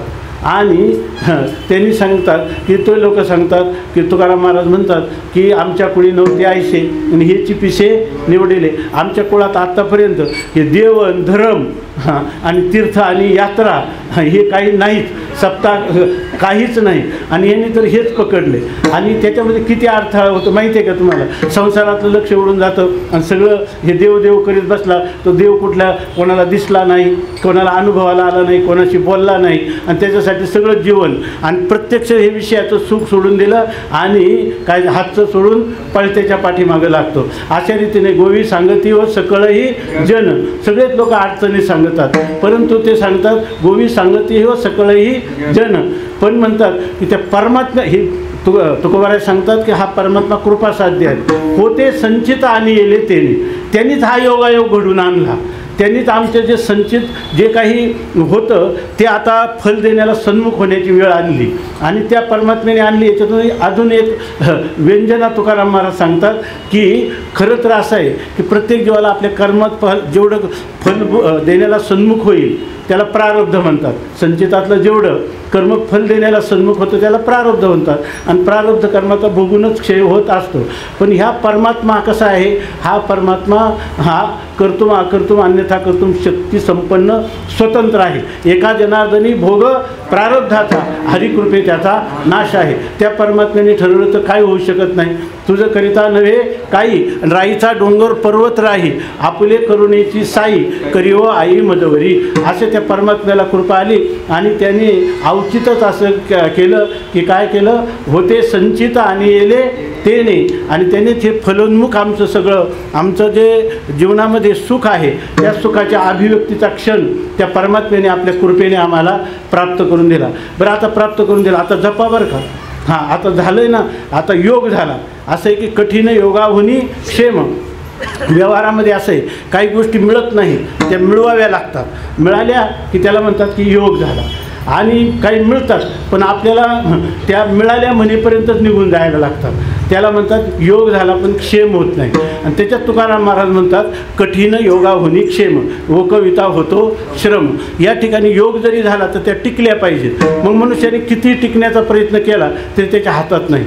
हां ते म्हणतात ना, देता घेशील किती दो कराने, नेता राखशील किती दो कराने. कवीनं सांगितलेलं आहे जर तुम्हाला संपत्ती आहे, जर देवाच्या मनात आलं तर तुझे 2 हात अपुरे पडतील. किती ती धुळी फाटकी धुळी तुझी ठरेल, तुला घेता नाही येणार एवढं. आणि न्यायचं ठरवं तर राखशील किती दो कराने, किती 2 कराने तू काय राखण करशील. असा हा परमात्मा आहे. पण त्या परमात्म्याने मात्र असं केलं की आधी होते संचिता आणि येले ते नाही. पण आता मग तुझ्या त्याचा क्षेम केला पाहिजे. अरे योग आणि क्षेम हा सगळ्यात भार मी त्याच्यावर टाकून दिलेला आहे. आणि मला हे चांगलं माहीत आहे त्यांनी ज्या अर्थी मला योग आणला ना तर क्षेमही तोच करत असतो. कारण का की आता एकदा ही गोष्ट अशी, ज्ञान हे वस्तुतंत्र आहे, कर्तृतंत्र नाही, प्रमाण प्रमेयाधीन आहे. आणि त्या परमात्म्याचा मला साक्षात्कार झालेला आहे, त्याची माझ्यावर कृपा झालेली आहे. आता जे माझ्या जीवनात चांगलं झालं त्याला वाईट आकार कधी येणारच नाही. या अभंगाच्या 2य चरणात सांगितले हो नीन झाले आता गेले हो नसले आता गेले हो नसले आता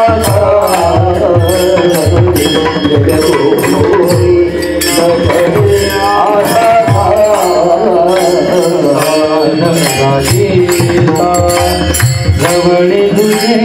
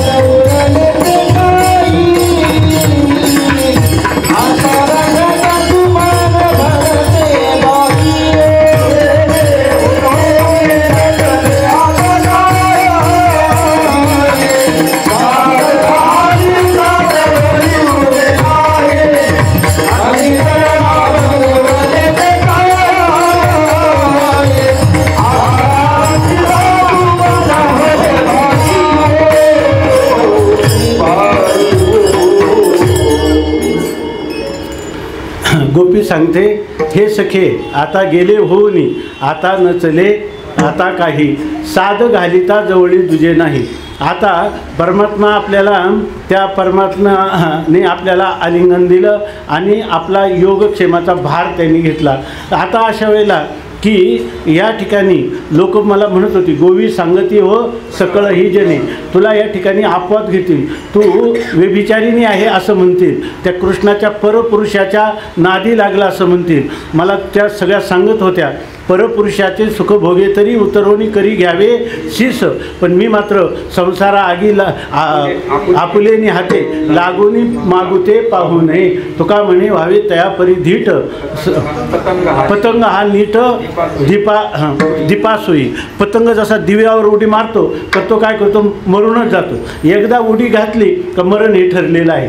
तसं मी जेव्हा ह्या श्रीकृष्ण परमात्म्याच्या नादी लागले तेव्हाच माझं जीवन स्वतंत्र म्हणून काही राहिलंच नाही. माझी मी न राहिले, अशा गेले होऊनी न चले आता काही. आता जर दुसऱ्याला कोणाला मदतीला मागायचं म्हटलं तर जगात मदत करणारा परमात्म्याविषयी दुसरा कोणी पुरुषच नाही.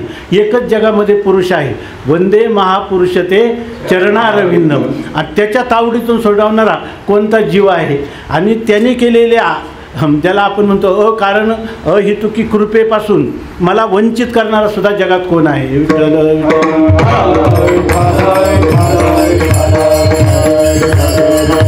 हाक मारायची म्हणलं तर जवळी तुझे नाही. आता पहा, थोडक्यात सांगतो आता. आता साध घालिता जवळी तुझे नाही, अंगी जडला मग उरले ते काही.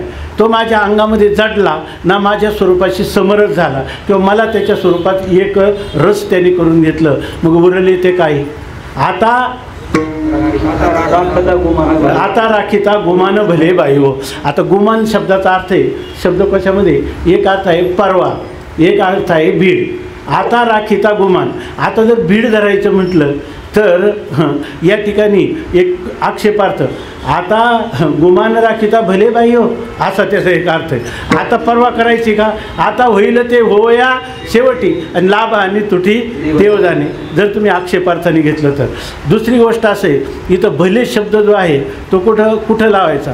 आता राखिता, भले राखिता का भले गुमान का भले बाई हो. विठ्ठल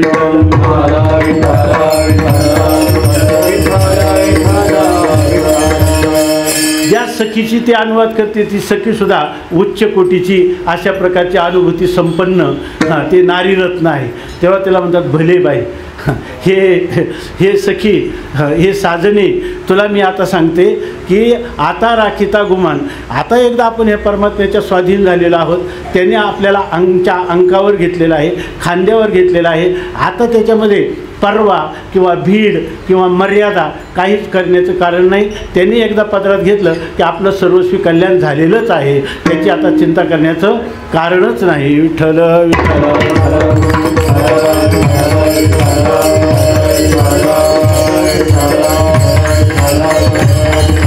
स्वामी महाराज सांगायचे, आईने मुलाला खांद्यावर घेतले, 7व्या मजल्यावर गेली आणि 7व्या मजल्याच्या तिथून त्याला सांगते, हे बघ आता तुला मी खाली टाकणार. तो म्हणतो खुशाल टाक, खुशाल टाक. त्याला माहिती आहे माझी आई कशी टाकी. तसं ज्या परमात्म्याने अंगीकार ज्याचा केला नारायणी, त्या परमात्म्याने माझा अंगीकार केला. हे सखे तूच सांग बरं, आता आपल्याला काही गुमान, परवा, चिंता, उद्वेग, शोक काही करण्याचं कारण आहे का? काहीच नाही. आणि मी कोणाला विचारित नाही, तू भली बाई आहे म्हणून तुला विचारते. विठ्ठल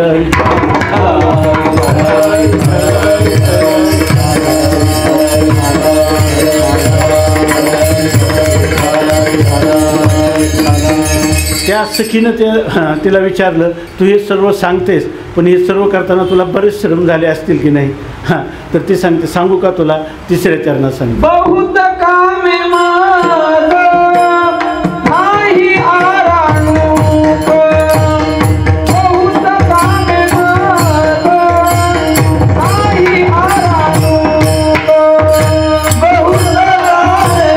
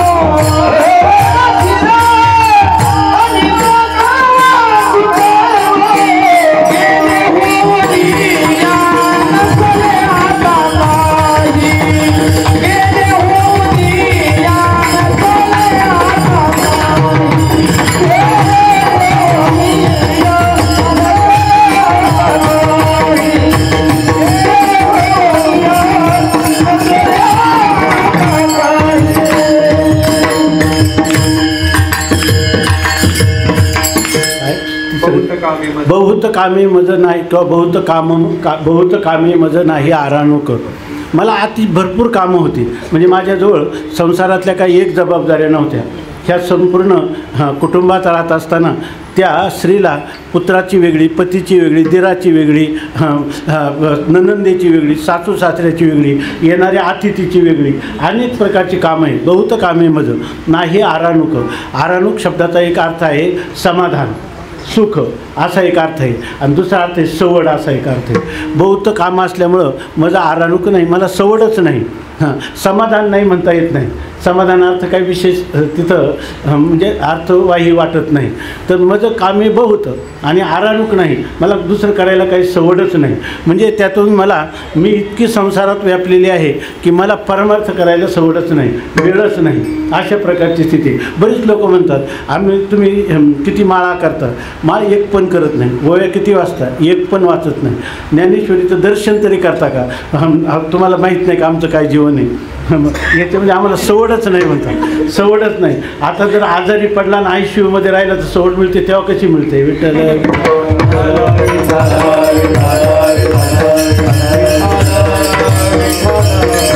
काही तर शास्त्राचं अतिक्रमण करून गेलेले महापुरुष किंवा साध्वी आहेत. ते तर असं म्हणतात आम्हाला मरायला सवड नाही, जणू काही मरण यांच्या हातात आहे. विठ्ठल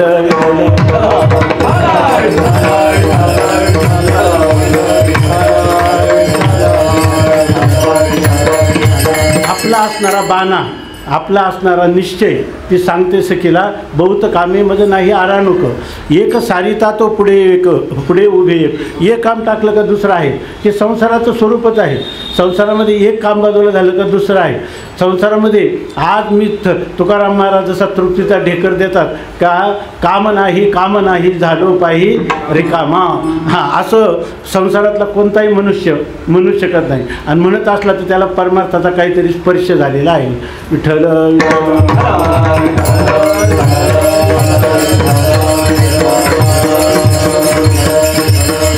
एक सारिता तो पुढे उभे एक. मग तो अशा वेळेला कसं काय केले? या श्रीकृष्ण परमात्म्याचा कसा संबंध केला? तर त्याचं असं आहे म्हणे की मला माहीत होतं, साधू संतांनी सांगितलं, निमिष न लगे मनवेदिता एवढी तुझी स्वरूपता, विठोबा नेनो कैची भेटी आणि उरणे नाही जीवेसाठी, उरले उपाधी कारणे ते त्वा वेचिले दर्शने. त्या परमात्म्याचं एक कटाक्ष जर आपल्यावर पडला की सगळं जीवन निहाल होतं. पण तो कटाक्ष पडणे इतकी तरी सवड आहे का? पण ती म्हणजे त्याच्यासाठी आजी मी टाकून आले सकळी ग. मी आज सर्वांचाच त्याग केला, काय होईल ते हो, पण आज कृष्ण परमात्म्याची भेट घ्यायची, कृष्ण परमात्म्याचं सुखाची अनुभूती मला घ्यायची असा मी निश्चय केला. आणि त्यासाठी काय होईल ते होऊ दे. आता सांगितल्याप्रमाणे काय होईल ते हो या शेवटी, लाभ आणि तुटी देव जाणे.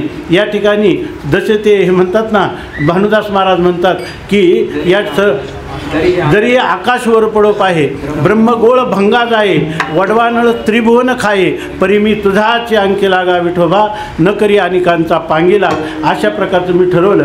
आजी मी टाकून आले सकळी ग. खरं सांगू का, स्वामी महाराज सांगायचे, जर तुम्हाला उरावरी या जन्मात मृत्यूच्या एक क्षणपूर्व जर परमात्म्याची भेट घ्यायची असेल तर एक दिवस तुम्हाला या सर्वांचा त्याग करण्याची तयारी पाहिजे.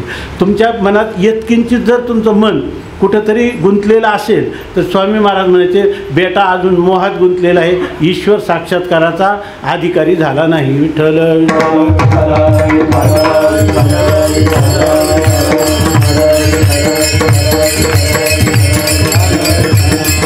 आपण आता बाजारात गेलो, तुम्ही म्हणा सर्वच का देव इतका दयाळू, मग त्याने थोडं काही कमी असलं तरी घ्यावं ना मान्य करून.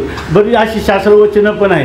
पण एक क्षण जीवनातला एक क्षण मात्र असाच यावा लागतो का सगळ्या जगाला विसरून केवळ परमात्म्यालाच वृत्तीनं विषय केलं तेव्हाच तो परमात्मा त्या वृत्तीमध्ये अभिव्यक्त होतो, अन्यथा नाही. विठ्ठल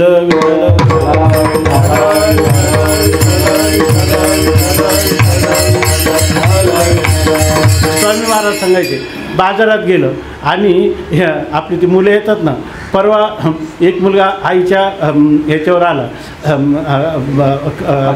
आपल्या कडेवर आला आणि गरीब बिचारं दाम्पत्य होतं. तर त्यांनी काय केलं, त्याला एक छोटीशी मोटार घेऊन दिली. ती छोटी मोटार घेऊन दिली तर ती असेल काही 10-5 रुपयाची एकदम. ती घेतली आणि तो म्हणायचं की मला ट्रॅक्टर घ्यायचा. ट्रॅक्टर ते खेळाच्या ट्रॅक्टरची किंमत, श्रीमंताच्या खेळाचा ट्रॅक्टर म्हणजे आपला खरा ट्रॅक्टर. विठ्ठल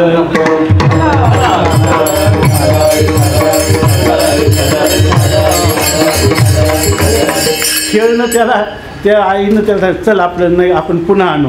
तो म्हणला, शेवटी तो आपल्या तिथं खोलीवर आल्यावर त्याने अंगच टाकून दिलं. त्याच्या वडिलांना जाऊन तो ट्रॅक्टर आणावा लागला. विठ्ठल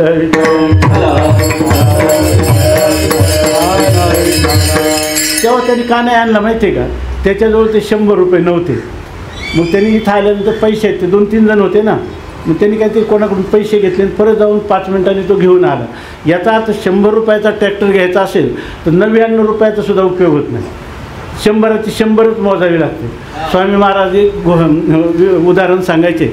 11 फुटाचा खड्डा आहे आणि लांब उड्या मारण्यामध्ये जे काही स्पर्धक आहेत, चांगले तरबेज लोक आहेत, त्याच्यात एकाची उडी जी आहे 3 फुटाची, एकाची 7 फुटाची आणि एकाची 10 फूट 11 इंचाची आहे की नाही. 12 फुटाचा खड्डा आहे.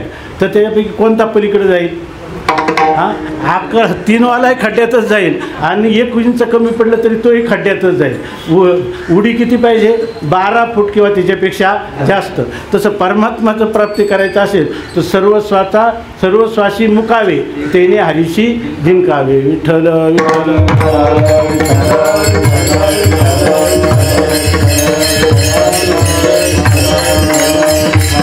म्हणून त्या ठिकाणी म्हणतात की गेले हो काय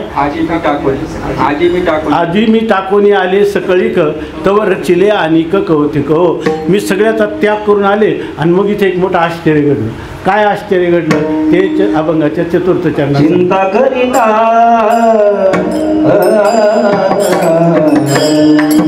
चिंता करिता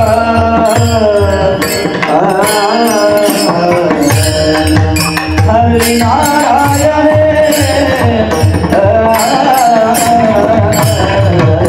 चिंता करिता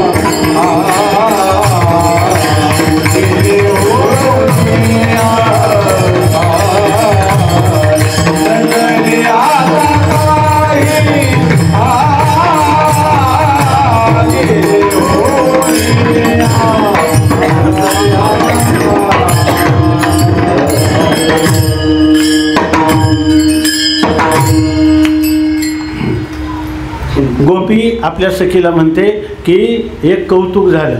काय कौतुक झालं? मी जन्मच्या जन्म त्या दुःखाने होरपळत होते. दुःखाचा डोंब माझ्या अंतकरणात सारखा उसळत होता. सुख कशाला म्हणतात हे स्वप्नात देखील येत नव्हतं. परंतु त्या परमात्म्याची भेट झाली आणि त्याने रचिले अनेक कौतुक. काय की जी रात्रंदिवस मी चिंतेने होरपळत होते ती चिंता करिता हरिली नारायणे. नारायण शब्दाचा अर्थ आहे नरानाम आयनम. नाथ महाराजांनी भागवतामध्ये लिहिलं आहे, नरांचे जे अविनाश विश्रामस्थान या लागी बोली जे नारायण. सर्व प्राणी मात्रांचं मानव मात्रांचं विश्रांतीचं ठिकाण त्याचं नाव आहे नारायण. विठ्ठल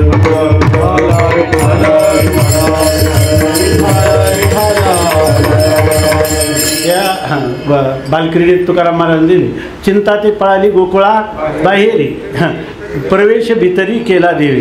त्या गोकुळात परमात्म्याने प्रवेश केला का चिंता पळूनच गेली त्या ठिकाणं. तसा हृदयरूपी गोकुळ, गोकुळ म्हणजे गो म्हणजे इंद्रिय, कुळ म्हणजे समुदाय. इंद्रियांच्या समुदायामध्ये परमात्म्याने प्रवेश केला का चिंता ते पळाली गोकुळा बाहेरी. अशा प्रकारची स्थिती आहे. म्हणून ती म्हणते ह्या परमात्म्याची भेट झाली, उरावरी भेट झाली आणि चिंता काय चिंता करिता हरिली नारायणे. अंग संगे मिळता दोघे जणे. आमच्या दोघांचं जे ऐक्य झालं त्याच्यामध्ये चिंता पूर्णपणे कारण काय आहे द्वैताद्वयी दुःखम भवती. दुःख जोपर्यंत दोन आहे तोपर्यंत दुःख असतं आणि एकामध्ये दुःख असत नाही. म्हणून म्हणतात की अंगसंगे मिनता दोघे जणे आणि सुखे निर्भर झाली त्याच्या गुणी. त्यामुळं मी आता त्या परमात्म्याच्या सुखाने आणि त्याच्या गुणाने असं पण अर्थ करता येईल. सुखे निर्भर झाले, सुखे आणि गुणी दोन्हीने मी काय झाले निर्भर झाले म्हणजे निर्भय अवस्थेला प्राप्त झाले. किंवा निर्भर शब्दाचा दुसरा अर्थ एक आहे आपलावित होणं, डुंबून जाणं, त्याने सुस्नात होणं. अशा प्रकारचं मी त्या परमात्म्याचा जो परमात्मा आहे तो काय आहे अनंत गुणगण निधान असा परमात्मा आहे आणि त्यांनी माझ्यावर कृपा केल्यामुळं मी सुखाने एकदम आनंदी झाले, सुखाने परिप्रोत झाले, सुखाने न्हावून निघाले आणि काय सुखे निर्भर झाली त्याच्या गुणी. आणि खरी जेवढी चिंता होती ना आत्ता सुरुवातच आपली झाली. आज उपक्रम आणि उपसंहार. मनुष्याला जन्म मरण परंपरा नको आहे की नाही. त्याच्यासाठी संतांना बाबांना शरण जायचं, माऊलींना शरण जायचं आणि शेवटी शरणही त्यांनाच जायचं. आणि शरण गेल्याचा लाभ मरणाच्या पूर्वी एक क्षण का आपण आपल्याला वाटलं पाहिजे सुखे निर्भर झाली आहे त्याच्या गुणी. का तर तुका म्हणे खुंटले येणे जाणे. हो आता बीज भाजवणी केली नाही आम्हा जन्म मरण नाही. तुका म्हणे एका मरणेची सरे येण्याची शरीरे शरीरा येणे सरे किंबहुना एरधारे केरापडे. असा त्या गोपीचा तृप्तीचा ढेकर या ठिकाणी तिनं दिलेला आहे. आपण साधारणपणे यथाशक्ती यथामती अभंगाचं चिंतन करण्याचा प्रयत्न केला. आता तुम्ही म्हणाल आता पुढं काय. आता अर्थ झाला की आता काल्याचं चिंतन सुरुवात होईल. विठ्ठल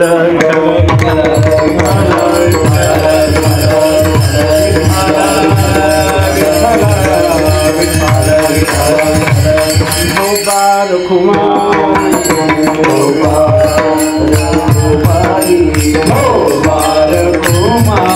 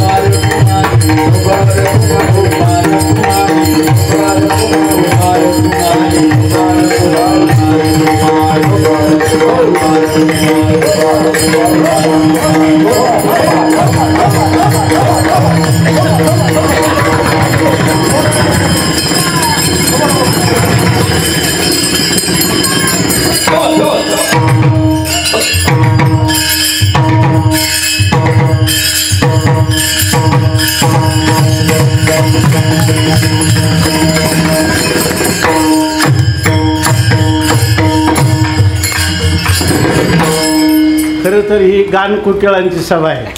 हे मृदुंगमणी जे आहेत ना आता मध्ये माऊलीच्या मंदिरात कीर्तन होतं, जवळजवळ मला वाटतं त्याला 1 महिना झाला असेल. जवळजवळ दिवसाआड कोणतरी विचारलं ते महाराज कधी दिसत नाही कुठले. आम्हाला काय माहिती, आम्हाला माझे काय टाळ मृदुंग पश्चिमेकडे, आमचं गाणे दक्षिणेकडे पण नाही, कारण म्हणायचंच नाही तर प्रश्नच कुठे येतं. कधी कधी मी सांगत असतो, काही लोक म्हणतात आज तुमचा स्वर लागला होता. मी म्हणलं जर लागला होता तर मी त्याला सोडलाच नसता, पण लागलं हेच कळलं नाही. त्यामुळं आमचे कृष्णा महाराज हे किती उच्च कोटीचे मृदुंगवादक आहे. हे जे ज्या त्या योग्यतेचे लोक आहेत तेच त्यांचं करू शकतात, आपल्याला कळत नाही. ते मला फक्त एवढं दिसतं का ते असं करतात.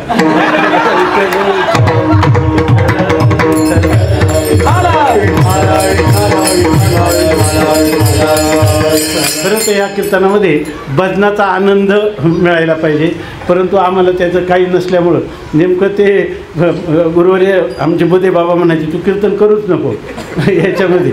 त्याचं म्हणायचे कारण तुला प्रमाण देणं पण आम्हाला अवघड होतं म्हणे.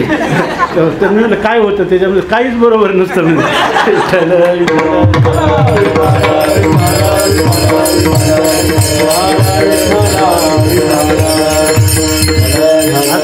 आता या ठिकाणी मी पहिल्यांदा सांगितलं की काल्याचंच कीर्तन झालं असं आपण समजायचं. कारण जर आपल्याकडं कालव झाले असले ते 1 दिवस वाढू आहे का नाही, आणि काला झाला असेल तर आजच घरी जायला परवानगी, सगळेजण होच म्हणतील आहे की नाही.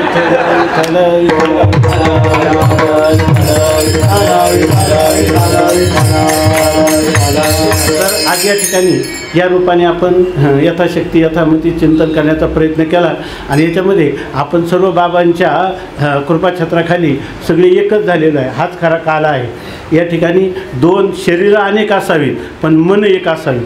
आता समाजामध्ये जो विस्कळीतपणा आहे, शरीरं तर अनेक आहेत पण मनही फार फाटलेली आहेत. तर ह्या मनांना जर एकत्र आणायचं असेल तर याला परमार्थाचं साधन आहे, एकच साधन आहे. या साधनाखाली आपण सर्वजण एकत्रित राहू शकतो. आणि आता कीर्तन आणखीन वाढवण्यात काही हे नाही, कारण आज सर्वांना घरी जायचं आहे. आणि सगळ्यात जास्त काळजी मला श्रीनिवास महाराजांची आहे. कारण जर असं सांगतात एका वक्त्याला बोलवलं आणि त्याचं व्याख्यान ठेवलं 1 तासाचं, ते 1 तास झाल्यानंतर 2 तास झालं तरी त्यांनी बंद केलं नाही. नंतर मग 2.5 तास झाले. तेव्हा एक मनुष्य आहे ना एकदम उभा राहिला आणि त्याच्या हातात बंदूक होती आणि तो एकदम बंदूक घेऊन तिथं उभा राहिला, असा एकदम नियम धरल्यासारखा. लोक त्यात खळबळ झाली. एकाने जाऊन विचारलं काय तुम्ही हे काय करता, म्हणजे किती वेळ झाले चाललेलं आहे यांचं व्याख्यान, त्यांना वेळ काळ आहे की नाही काही. मग ते म्हणे पण जाऊ दे, पाहुणा माणूस हे काय करू नका. त्याला नाही, आम्हाला त्या व्याख्या त्याला नाही करे, याला बोलावलं कोणी.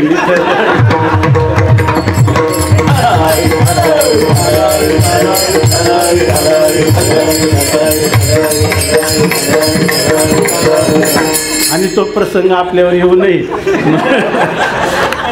आपल्यावर म्हणजे श्रीनिवास महाराजांच्यावर येऊ नये म्हणून आपण आता हे काल्याचं चिंतन आपण नेहमीच ऐकतो.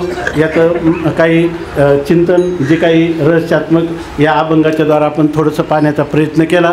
याच्यानंतर आता काल्याचा अभंग होतील आणि यानंतर याचा समारोप होईल. ज्ञानेश्वर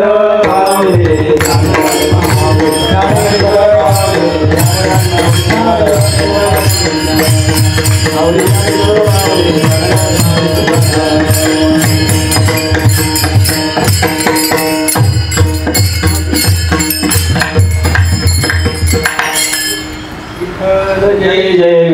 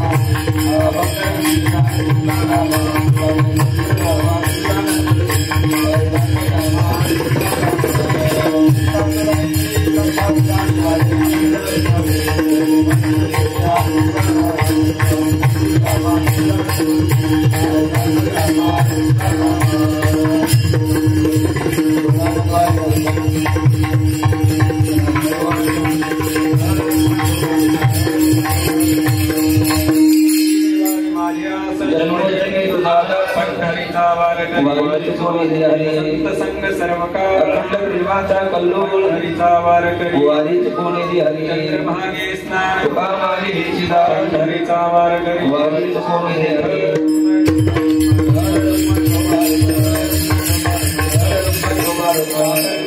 भावितया माझ्या वाधान हो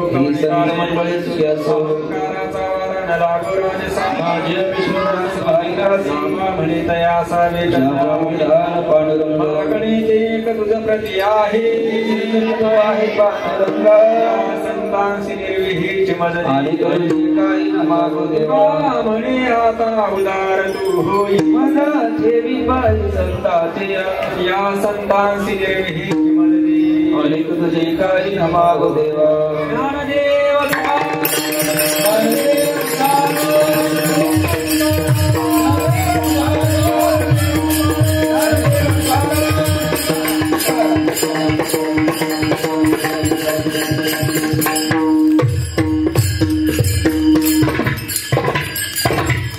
कुंडली गौरदाई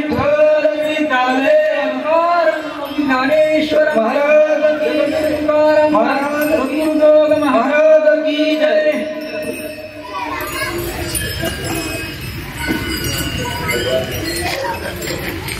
भगवान श्री ज्ञानोबारायांच्या या पवित्र नगरीमध्ये खाली बसा उठू नका एक फक्त